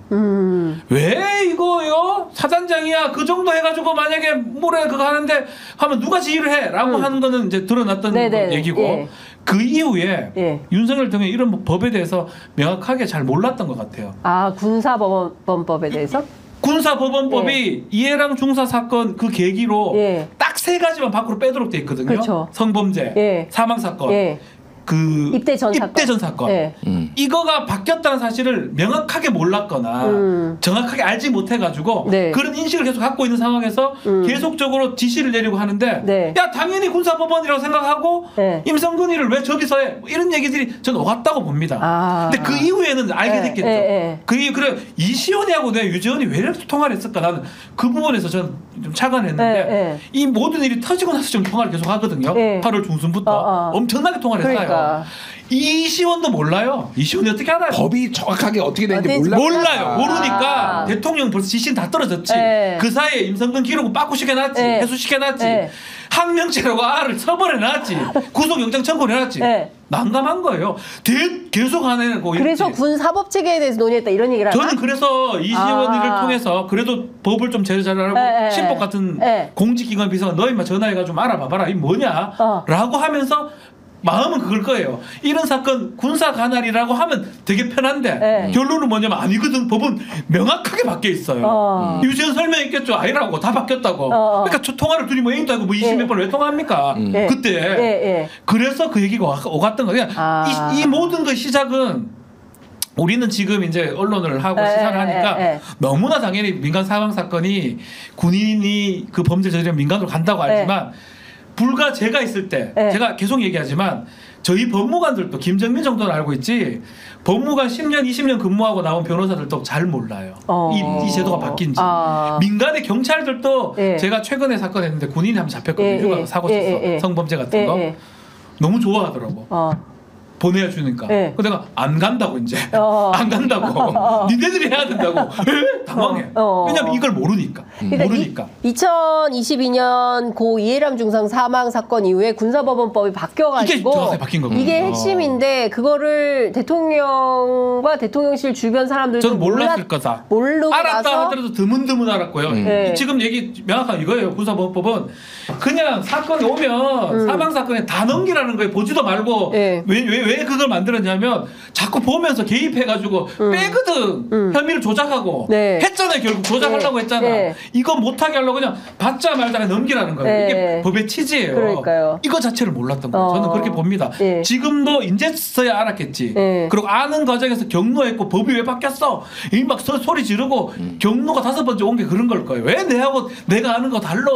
그리고 중간에서 그걸 해결하려고 막 이시원 전화해서 법이 왜 그래요? 그러고 난리를 쳤던 것 같아요. 저는. 그러니까 정황상 지금 말씀하신 내용을 보면 그랬을 것 같다라는 어떤 상상의 범주에서는 그림이 그려진다. 대통령의 성정과 경로를 5번 하냐? 그리고 그거 너무 그 통화 기록이 상세하게 나와 있기 때문에 너무 많은 사람들이 그리고 저는 박정훈 단장을 항명죄로 한다고 누가 뭐 개입했다 뭐 김정인 변호사 얘기를 하셨는데 그걸 떠나가지고 이런 법이 바뀐 걸 알았으면 최소한 박정훈을 항명을 할 수는 없어요. 이런 법을 알았으면. 왜냐하면 정당한 명령에 따라서 복종하지 않았을 때 항명죄가 됩니다. 그럼 그걸 먼저 봐요. 정당한 명령 복종하지 않은 거. 복종하진 않았잖아요. 이게 부정하냐 정당하냐. 그럼 법이에요. 법이 있네요. 부정. 근데 이게 정당한 명령이 아니잖아요. 그러니까 불법적인 거잖아. 정당하지 않는 명령이면 거부해도 된다고요. 항명죄가 안 돼요. 그 무죄네. 박정훈 단장 무죄네. 그게 핵심이 되는데 만약 이 법이 바뀐 걸 알았으면 최소한 임성근이를 살리기 위해서 뭐 회수를 하고 했다고 하더라도 그 이후에 일어난 것 중에 8월 2일 날 경로한 다음에 보직해임시키고 구속영장 청구가 진행되거든요. 박정훈 단장에 대해서. 이것을 몰랐다는 거예요. 이 법에 대해서 명확하게. 만약 이걸 알았다면 박정훈을 구속하거나 박정훈의 심기만 안 건드렸을 때까지 안 했을 거 아니야. 안 했을 거란 말이야. 그렇습니다. 그러니까 무리하게 갔던 게 그 부분이 있다고 저는 봅니다. 그러니까 여권의 논리는 이제 그런 거예요. 다만 이제 뭐 정확하게 얘기를 하자면은 국방부 장관이 결재는 했지만은 구두로 이거를 취소를 했는데 어쨌든 지휘 라인에 있으니 구두 취소한 것도 유효하다라는 주장을 해서 계속 이제 박정훈 대령이 결재를 하십시오 그러면은 다시 그 문서로 남겨라 이렇게 얘기를 하는 거고 또 하나가 대통령이 이제 궁색해진 게 대통령이 굉장히 개입을 하는 이런 정황이 있으니 대통령도 국권 통수권자니 지휘라인에 있는 것이다. 뭐 이런 주장이 이제 막 나오기 시작한 거야. 이게 진짜 궁색할 때 나오는 거거든요. 말도 안 되는 거거든요. 아니 그러니까 그 얘기는 맞아요. 군사경찰의 신분이기 때문에 박정훈 전 수사단장에 대한 그 군사경찰로서의 지휘권은 대통령, 국군 통수권자인 대통령, 그다음에 국방부 장관인 이종섭에게 있는 것은 맞아요. 근데 이것은 군사 경찰로서의 지위가 아니라 이 사망 사건, 이 사망 사건을 수사 종결권을 누가 가지고 있냐면 군사 경찰이 가지고 있는 거예요. 변사 사건 수사 종결권은 군사 경찰이 갖고 있고 넘기면 되는 거예요. 넘기면 돼요. 그리고 이 변사도 그 단순 변사, 그러니까 이를테면 자살 사건이나 이런 건지 아니면 이거 따져봐야 돼. 이거 뭐 살인 사건이거나 혹은 그밖에 무슨 혐의가 있어 보여. 의혹이 있어라고 판단은 군사 경찰이 하는 겁니다. 그렇죠. 그리고 자살이면은 자체 종결을 하도록 되어 있고 의혹이 있으면 민간으로 넘기는 거예요. 그게 법이 바뀌는 그게 바로 바뀐 게 핵심인 거예요. 그래서 저는 이게 왜 이렇게 난리를 치냐. 저는 처음에는 임성근을 뭔가 왜 이렇게 이쁘냐 임성근이가 그런 것도 생각을 했지만 제가 스스로 내린 이 내피셜입니다. 결론은 결국은 법에 대한 정확한 이해가 없었기 때문에. 네. 근데 그 중간에 떨어졌던 지시라든지 명령이라든지 이른바 당신들이 말하는 경로 네. 그 부분이 자존심을 건드렸던 것 같아요. 저는 그게 더 크다고 봅니다. 네. 내뱉은 말이거든요. 근데 법에 맞지 않아요. 네. 그러니까 그게 맞게 만들기 위해서 온갖 통화들이 가는 거예요. 그 중간에는 이종섭이 있는 거고요. 네. 이종섭 입장에서도 처음에는 이종섭 몰랐겠죠. 어떻게 알아 이 사람이 공장관인데. 네. 근데 이종섭한테 법무관리관이 보고를 했겠죠. 그거 아닙니다라고 보고했을 때 그때부터 멘붕이 온 거예요. 그러니까 대통령이 한번 던진 말을 번복을 못하고 네. 이게 무마가 안 되니까 계속적으로 이 사건이 확대됐을 거라는 게 제 개인적 생각입니다. 자, 이것 좀 여쭤볼게요. 이종섭 장관 변호인 김재훈 변호사가 입장문을 냈어요. 국방부 장관, 대통령, 대통령실 관계자, 국무총리, 국무위원 등과 통화를 이상한 시각으로 보면 곤란하다. 이렇게 얘기를 했고요.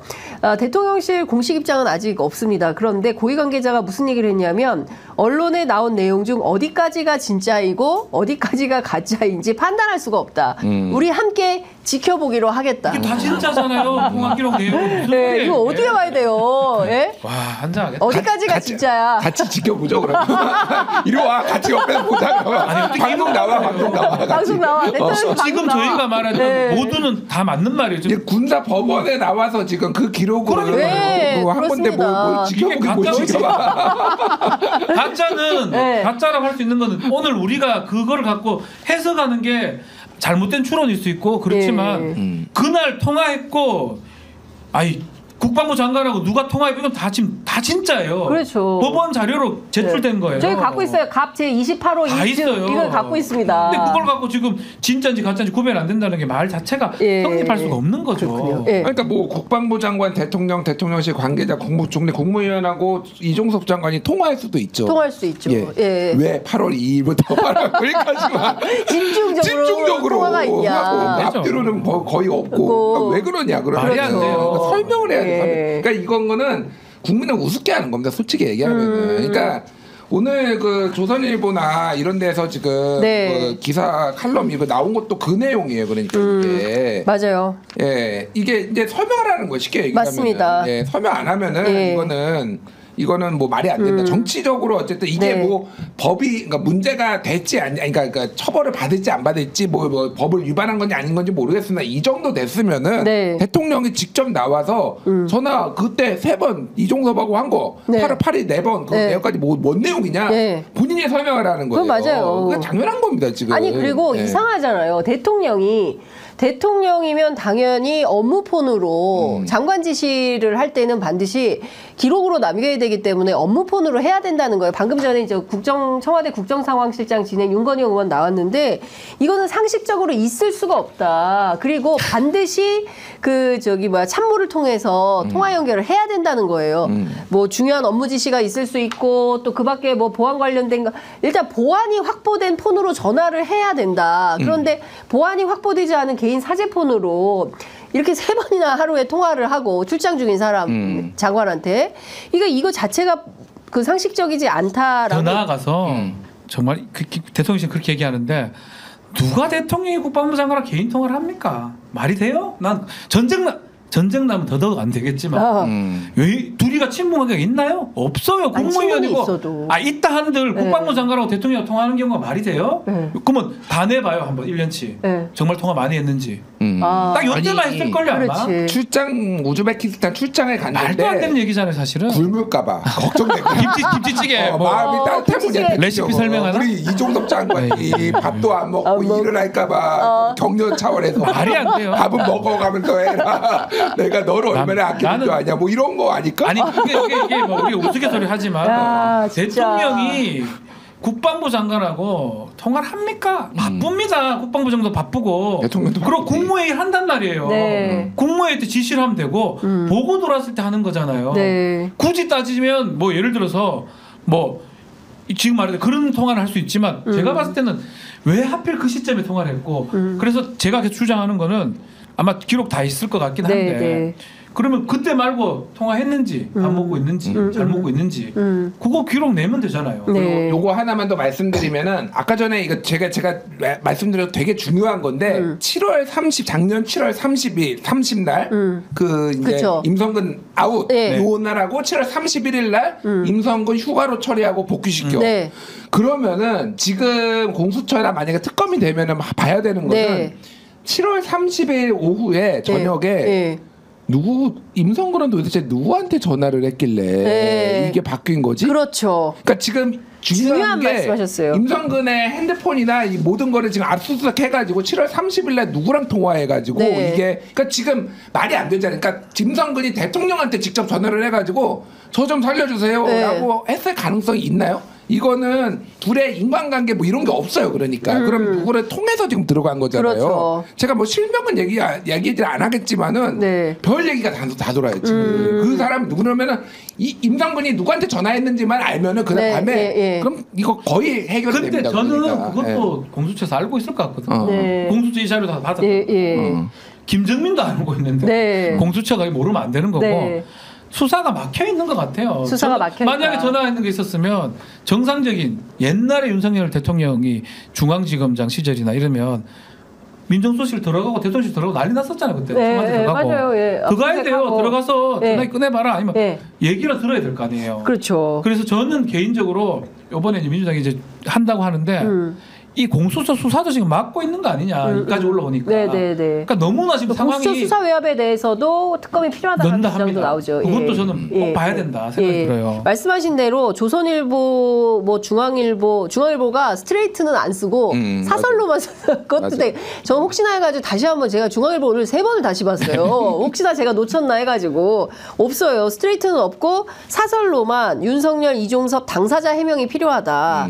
그리고 직접 답해야 된다. 그리고 조선일보는 윤 대통령이 최혜병 사건과 관련해서 국민에게 설명할 때다. 이제는 설명을 해야 된다. 설명해야 돼요, 이거는. 그다음에 윤석열 대통령에 대한 조사가 불가피하다. 그러니까 오늘 전체 언론이 모두가 일제히 쓰고 있는 핵심은 대통령이 직접 나와서 왜 8월 2일 날 출장 중인 이종섭 장관과 무려 3차례나 12시 타임에 전화를 3번이나 한 거냐. 무슨 얘기를 한 거냐. 이거 이제 밝혀야 된다라고 얘기를 하고 있습니다.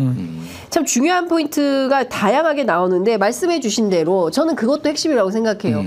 왜 임성근 사단장 거의 짐 싸고 있었다는 거예요. 집에 가려고. 그때 해병대에 있었던 사람들의 증언에 따르면 이제 집에 가려고 관제대기 중에 이제 짐 싸고 있다가 그게 아니라 휴가로 처리. 그럼 완전히 살아나게 된 거고 운명이 바뀌게 된 거고 그러면 누가 왜 임성근 사단장을 위해서 이렇게 적극적으로 움직였을까? 그 의혹의 비밀을 찾아야 되는데. 한남동인가?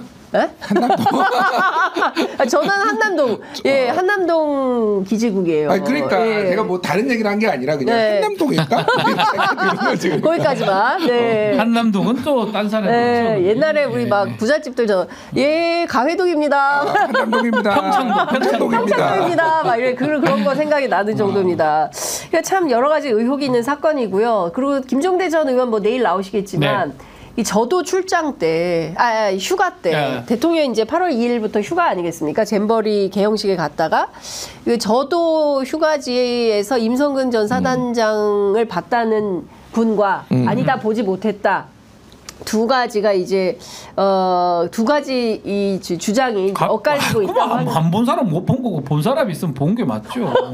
그러네. 이런 거 웃긴 거예요. 그러네. 그리고 그 해병대가 그게 1사단이 김포 1사단이 경비를 했다라고 하거든요. 그 대대인과 중대병력이. 예. 그럼 당연히 가능성이 있다고 봐야 될 것 같고 갔겠죠. 예. 안 갔는 거는 갔다고 예. 지어냅니까? 그럼 지어낸 사람이 잘못된 건데 예. 못 본 거는 못 봤으니 못 본 거고 니는 못 본 거야. 니한테 눈에 띈 거고 받는 사람이 있다면 간 게 맞고 예. 이제 뭐 웃었다는 얘기도 있고 한데 저는 그래서 이종섭을 불렀던 것 같아요.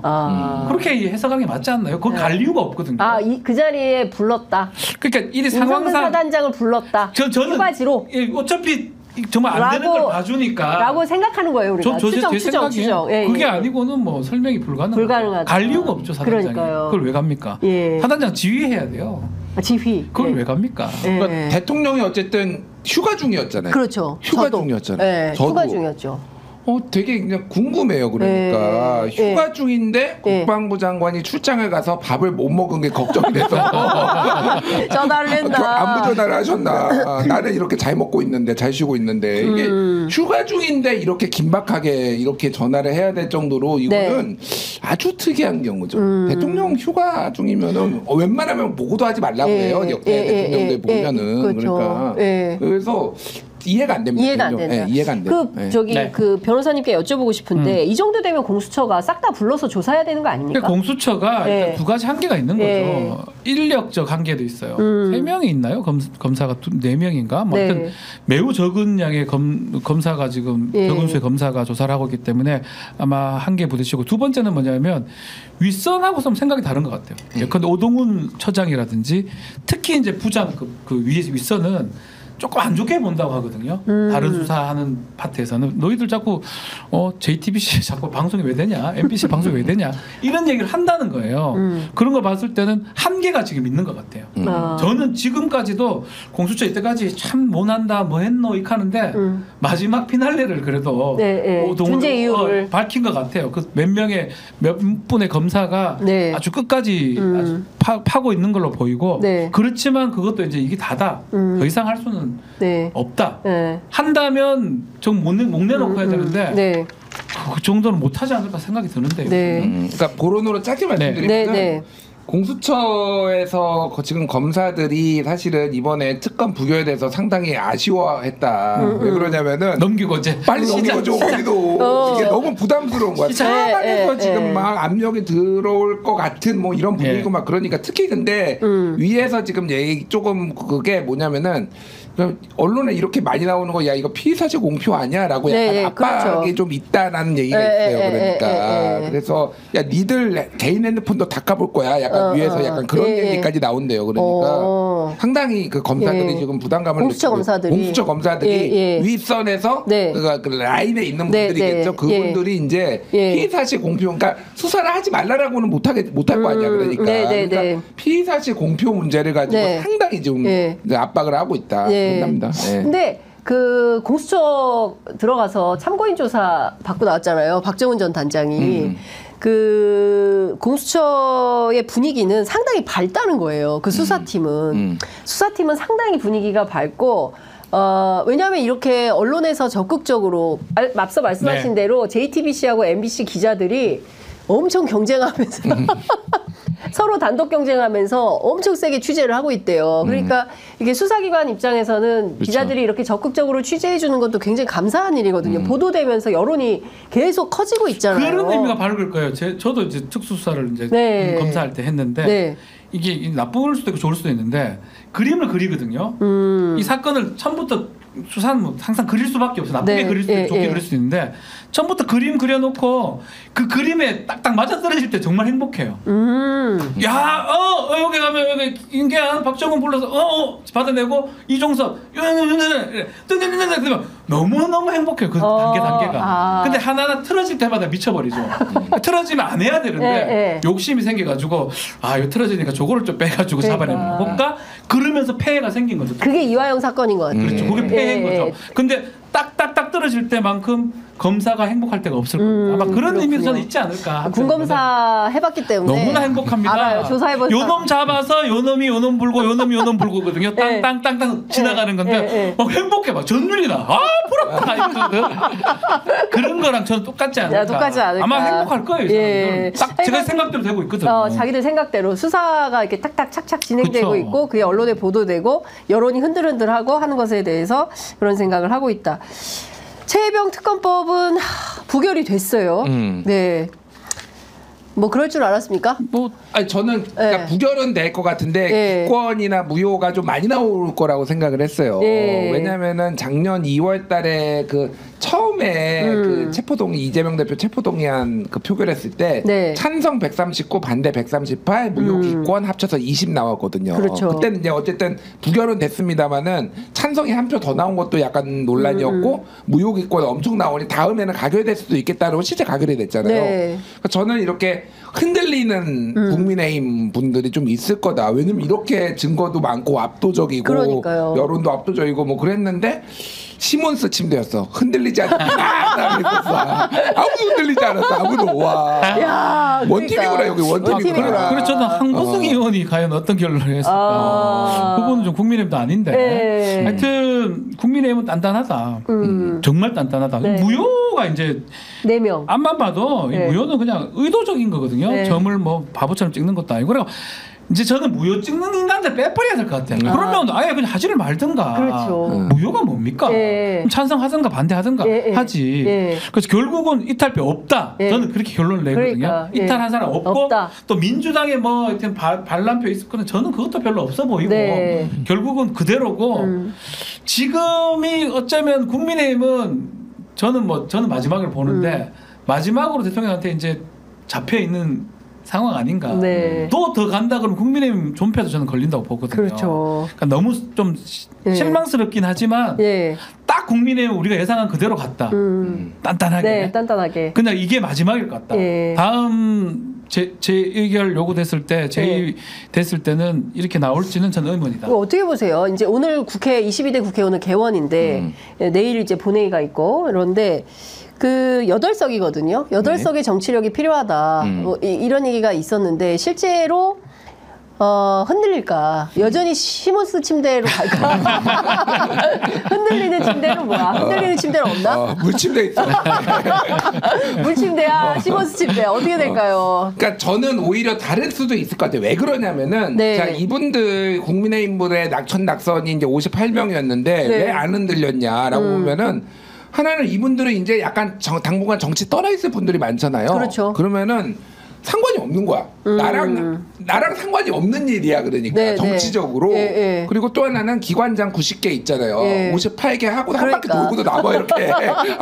그러니까 골라도 돼. 그러니까 여기 이제 다 이해관계 앞으로 3년 동안 이제 먹고 살아야 되니까 뭐 이러는데 오히려 현역 의원들 같은 경우에는 물론 당장 이제 뭐 선거가 있는 건 아니지만은 여론에 되게 민감하거든요. 이분들은. 그렇다 보니까 오히려 가능성은 좀 있을 것 같고 민주당에서도 약간 전략적으로 생각할 필요는 있겠다라는 게 그러니까 이 국민의힘에서 이제 찬성표를 던질 수도 있는 사람들의 하는 논리가 어쨌든 독소조항 얘기를 하고 있거든요. 그렇죠. 그러면은 그거를 협상을 해서 조금 뭐 바꾸던지, 그러니까 뭐 이렇게 그런 과정이 있으면은 더 이제 거부의 명분이 없게 되는 거잖아요. 그런 부분들을 좀 전략적으로 좀 할 필요도 있겠다. 사실은 글쎄요, 저는 뭐 국민의힘이 다음에는 반대 결과가 나올 수 있다고 보거든요. 그래요? 이번에는 지금 말했던 그 여러 가지 귀찮아요. 또 이해관계 아주 예민한 사람들이고 욕하는 거 아닙니다. 아주 예민해서 뭐 이 대님들 뭔 상관이 있나 이런 생각도 할 것 같기도 하고 괜히 민보였다가 또 꼼을 받아 먹어야 되는데 못 받아 먹을 수 있으니까. 그래서 다음에는 사실은 글쎄요, 이번에 당선된 사람들도 그렇고 본인들의 어떤 당의 존폐가 걸릴 수도 있기 때문에 제가 봤을 때는 다른 결과가 나올 가능성도 있다. 그렇지만 민주당이 이제 법사위 만들고 타닥타닥 빨리 가야 되는데 시기도 좀 문제고요. 네. 이걸 좀 더 하는 방법으로 다른 어떤 뭐 국정조사라든지 뭐 이런 방법을 민주당이 좀 전략적으로 좀 따져봐야 될 거. 그냥 갔을 때는 시간이 꽤 걸리거든요. 그러니까 다른 어떤 방법 공수처한테 맡길 수는 없는 것 같아요. 아니 그 사실 그 국정조사도 군인권센터가 5만 명 그 시민청원 동의 받아가지고 국회 제출한 지가 꽤 됐어요. 그러니까 김진표 의장이 양당이 합의 안 해가지고 그냥 넘어가 버린 거거든요. 그러니까 사실은 이것도 우원식 의장이 그렇죠. 이제 6월 5일 날 선출이 되면 그때 임시 의장이 추미애 의장이래요.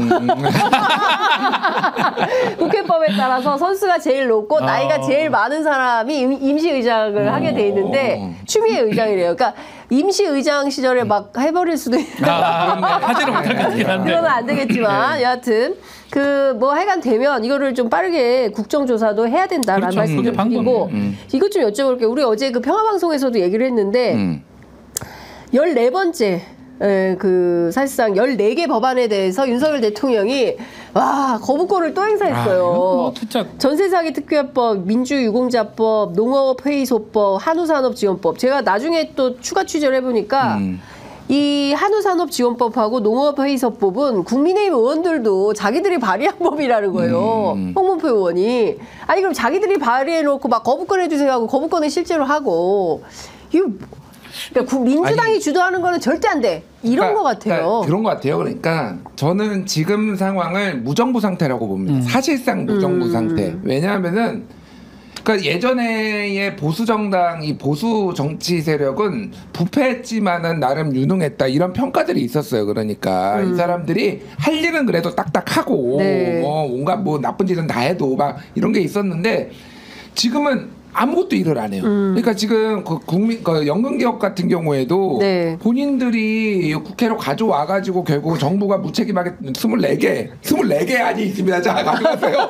국회를 존중합니다. 언제부터 국회 존중했다고. 그 국회에서 처리하라고 그래. 아무 책임도 안 지려고 정부도 그러고 있고 국민의힘도 그러니까 이게 너무 무책임해요. 지금. 그러니까 사실은 그 한우 농가 지원법을 합의를 왜 못해? 그걸 왜 못해 진짜. 뭔데? 그러니까. 뭔데? 미국산소도 아니고 호주산도 아니고 한우인데. 그러니까 뭐 한우를 이견이 있을 수 있겠지. 아니 한우 산업을 육성하자는데 왜 이걸 안 하는 거예요? 그러니까 이견이 있을 수 있겠지. 그거 하는 게 정부 여당이 할 일 아니에요? 그렇죠. 너무 그러니까 대통령이 어쨌든 이러다가 이승만 45번 거부권 따라잡겠어 지금 이러다가.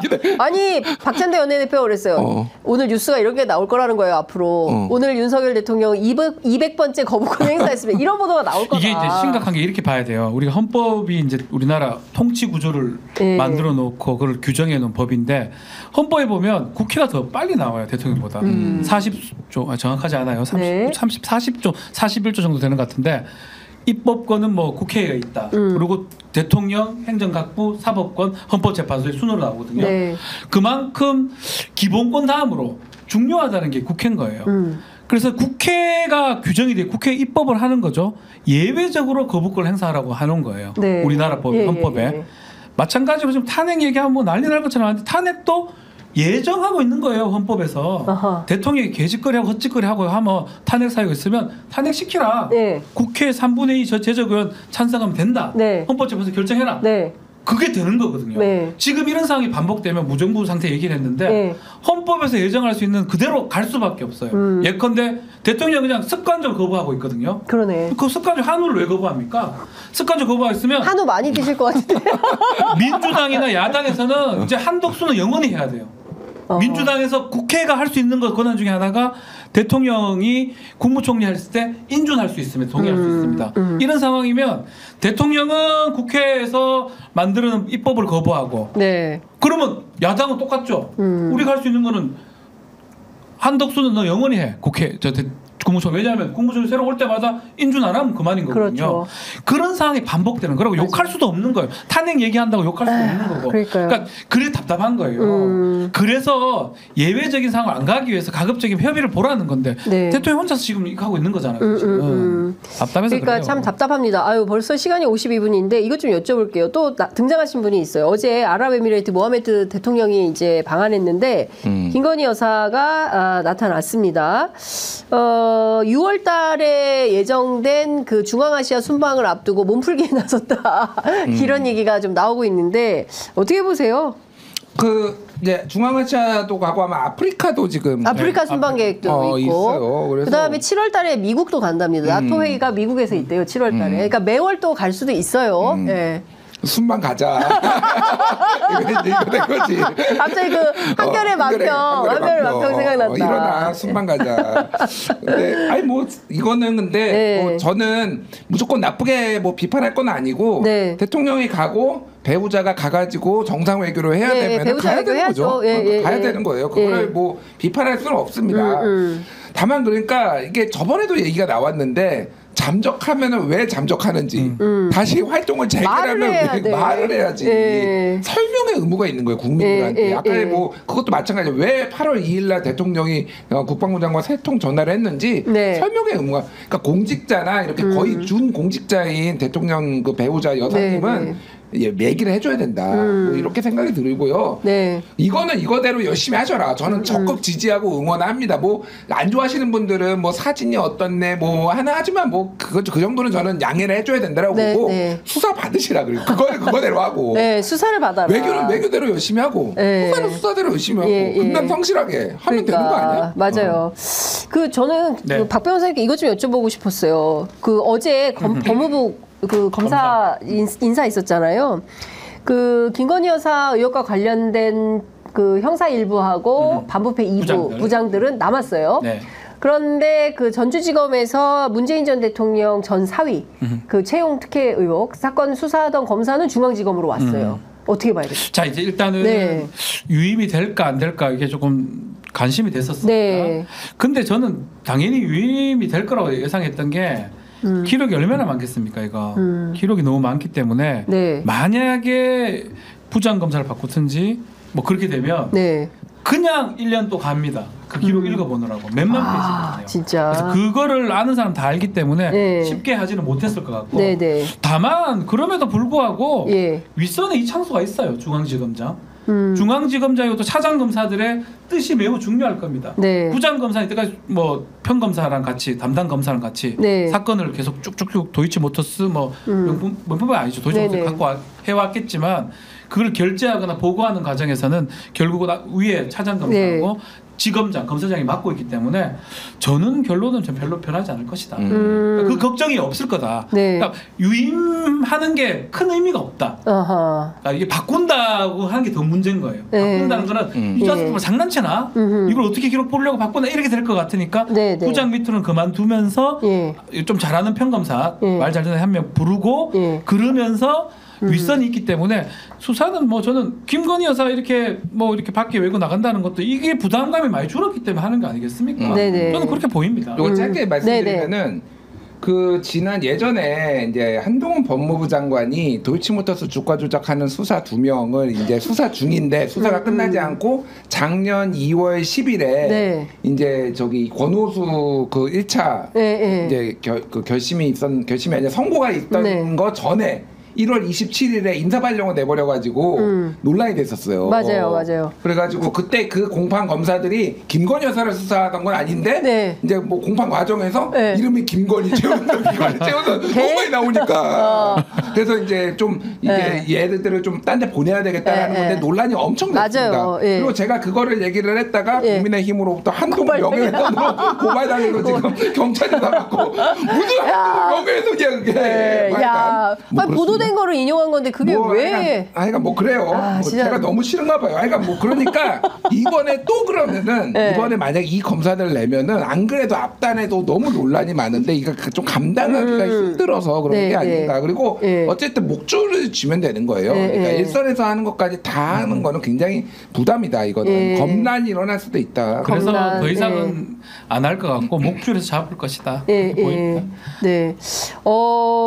그 이준석 개혁신당 의원 어제 그 YTN 라디오 신율의 뉴스 정면 승부에 출연을 해가지고 윤석열 대통령을 향해서 어떤 멍청한 사람이라고 표현을 했다고 하네요. Some stupid person이라고 얘기를 했다고 하는데 그럼 저한테 싸가지 없다고 평가하지 마라. 네, 싸가지 없다가 심한 말이냐, 멍청하다가 심한 말이냐. 어떤 게 더 심한 말이에요? 멍청한 게 더 심한 것 같은데. 싸가지 없는 거는 머리를 더. 이준석 패. 저는 이준석이 더 나쁘다. 아니 굳이 들으려면 나는 멍청하다 소리 듣기보다는 싸가지 없다는 소리 듣고 싶거든요. 둘 중에 하나를. 네. 멍청한 놈이 너무 싫어요 저는. 최악은 멍청하고 싸가지 없어. 누구라고 얘기를 안 해가지고 멍청하고 싸가지 없으면 이거는 구제불능이야. 구제불능이다. 네, 하여간 지금 22대 국회 개원 오늘 하는 날이고 오늘 뭐 저마다 그 개원 의총이 있는 날인데 어떠세요? 그 뭐 보수 언론들은 이제 극강의 대치다. 그 행정부 권력 대 그 국회 권력, 그러니까 입법권과 행정권이 충돌하는 역대급의 정국이 온다. 특히 이제 특검이 굉장히 많지 않습니까? 이제 그런 과정에서 과연 국민의힘 여당이 여당다운 역할을 할지 아니면 용산의 출장소로 그냥 전락할지 그것도 굉장히 중요한 관전 포인트인데 두 분 어떻게 전망하십니까? 그러니까 저는 그냥 이렇게 말씀드릴게요. 네. 이게 이제 그렇게 부딪힐 것 같아요. 그냥 특히 이제 정부는 거의 일을 안 하고 있는 상황이고 여당도 이런 건데 결국은 이거는 국민들이 판단하시고 국민들이 심판을 하셔야 된다 이런 생각이 들어요. 무슨 얘기냐면은 행정부가 옳다, 윤석열 정권이 옳다고 하면 윤석열 정권한테 전폭적으로 힘을 실어주십시오. 그리고 국회의 야당들을 응징해 주시면 되고요. 어떤 방식으로든지. 만약에 지금 이 상황이 야당이나 이 국회가 옳다라고 하면은 행정부를 심판해 주시고 그게 꼭 선거 투표가 아니라 여러 가지 이제 방법들이 있잖아. 그 여론 조정도 있을 거고 뭐 그러니까 오죽하면은 지금 다 장외 집회로 나와가지고 지금 하고 있겠어요. 그러니까 이거는 국민들이 어떤 판단을 해주시냐가 굉장히 중요하다 생각을 합니다. 그래서 이거를 계속 앞으로 무정부 상태를 3년을 봐야 되나 뭐 이 생각이 개인적으로 들어요. 걱정입니다. 국민 무정부 상태다 지금. 국민 판단은 저는 뭐 여러 가지 지표를 봤을 때는 끝났다고 저는 생각이 들고 그게 이제 밖으로 나오냐 아니냐 이건 좀 다른 문제라고 생각하고 저는 좀 미시적으로 조금 보면 의장 역할이 좀 중요할 것이다. 국회의장? 국회의장이 우원식 의원이 할 건데 의장이 이제 사실 김진표, 박병석 그 두 사람의 어떤 그거가 21대 국회를 좀 망쳤다고 해도 과언이 아니거든요. 야당이 그렇게 많이 있어도 불구하고 우원식 국회의장이 앞으로 어떻게 끌어가냐에 따라서 미시적으로는 국회하고 뭐 행정부 대립하겠지만 국회 안에서는 뭔가 좀 빨리 돌아갈 수 있는 모습도 우리가 볼 수 있을 것이다. 생각이 듭니다. 알겠습니다. 자, 오늘부터 시작되는 22대 국회에서 어떤 정치 풍경이 펼쳐질지 저희 취재 편의점은 또 스튜디오에서 그리고 또 국회 현장에서 그리고 그 밖에 다른 현장에서 실시간으로 날 것 그대로 여러분들께 생생한 보도 현장을 보여드리도록 하겠습니다. 두 분도 뭐 늘 함께 해주시고요. 오늘 굉장히 뜨거웠습니다. 목이 다 쉬었어요. 그러니까 정말 이렇게 심각한 현안이지만 저희가 웃으면서 또 해악을 잃지 않고 그리고 보도할 수 있는 것 오히려 또 그런 것도 감사하다라는 생각이 좀 듭니다. 오늘 두 분 말씀은 여기서 마무리하도록 하겠습니다. 말씀 잘 들었습니다. 감사합니다. 감사합니다.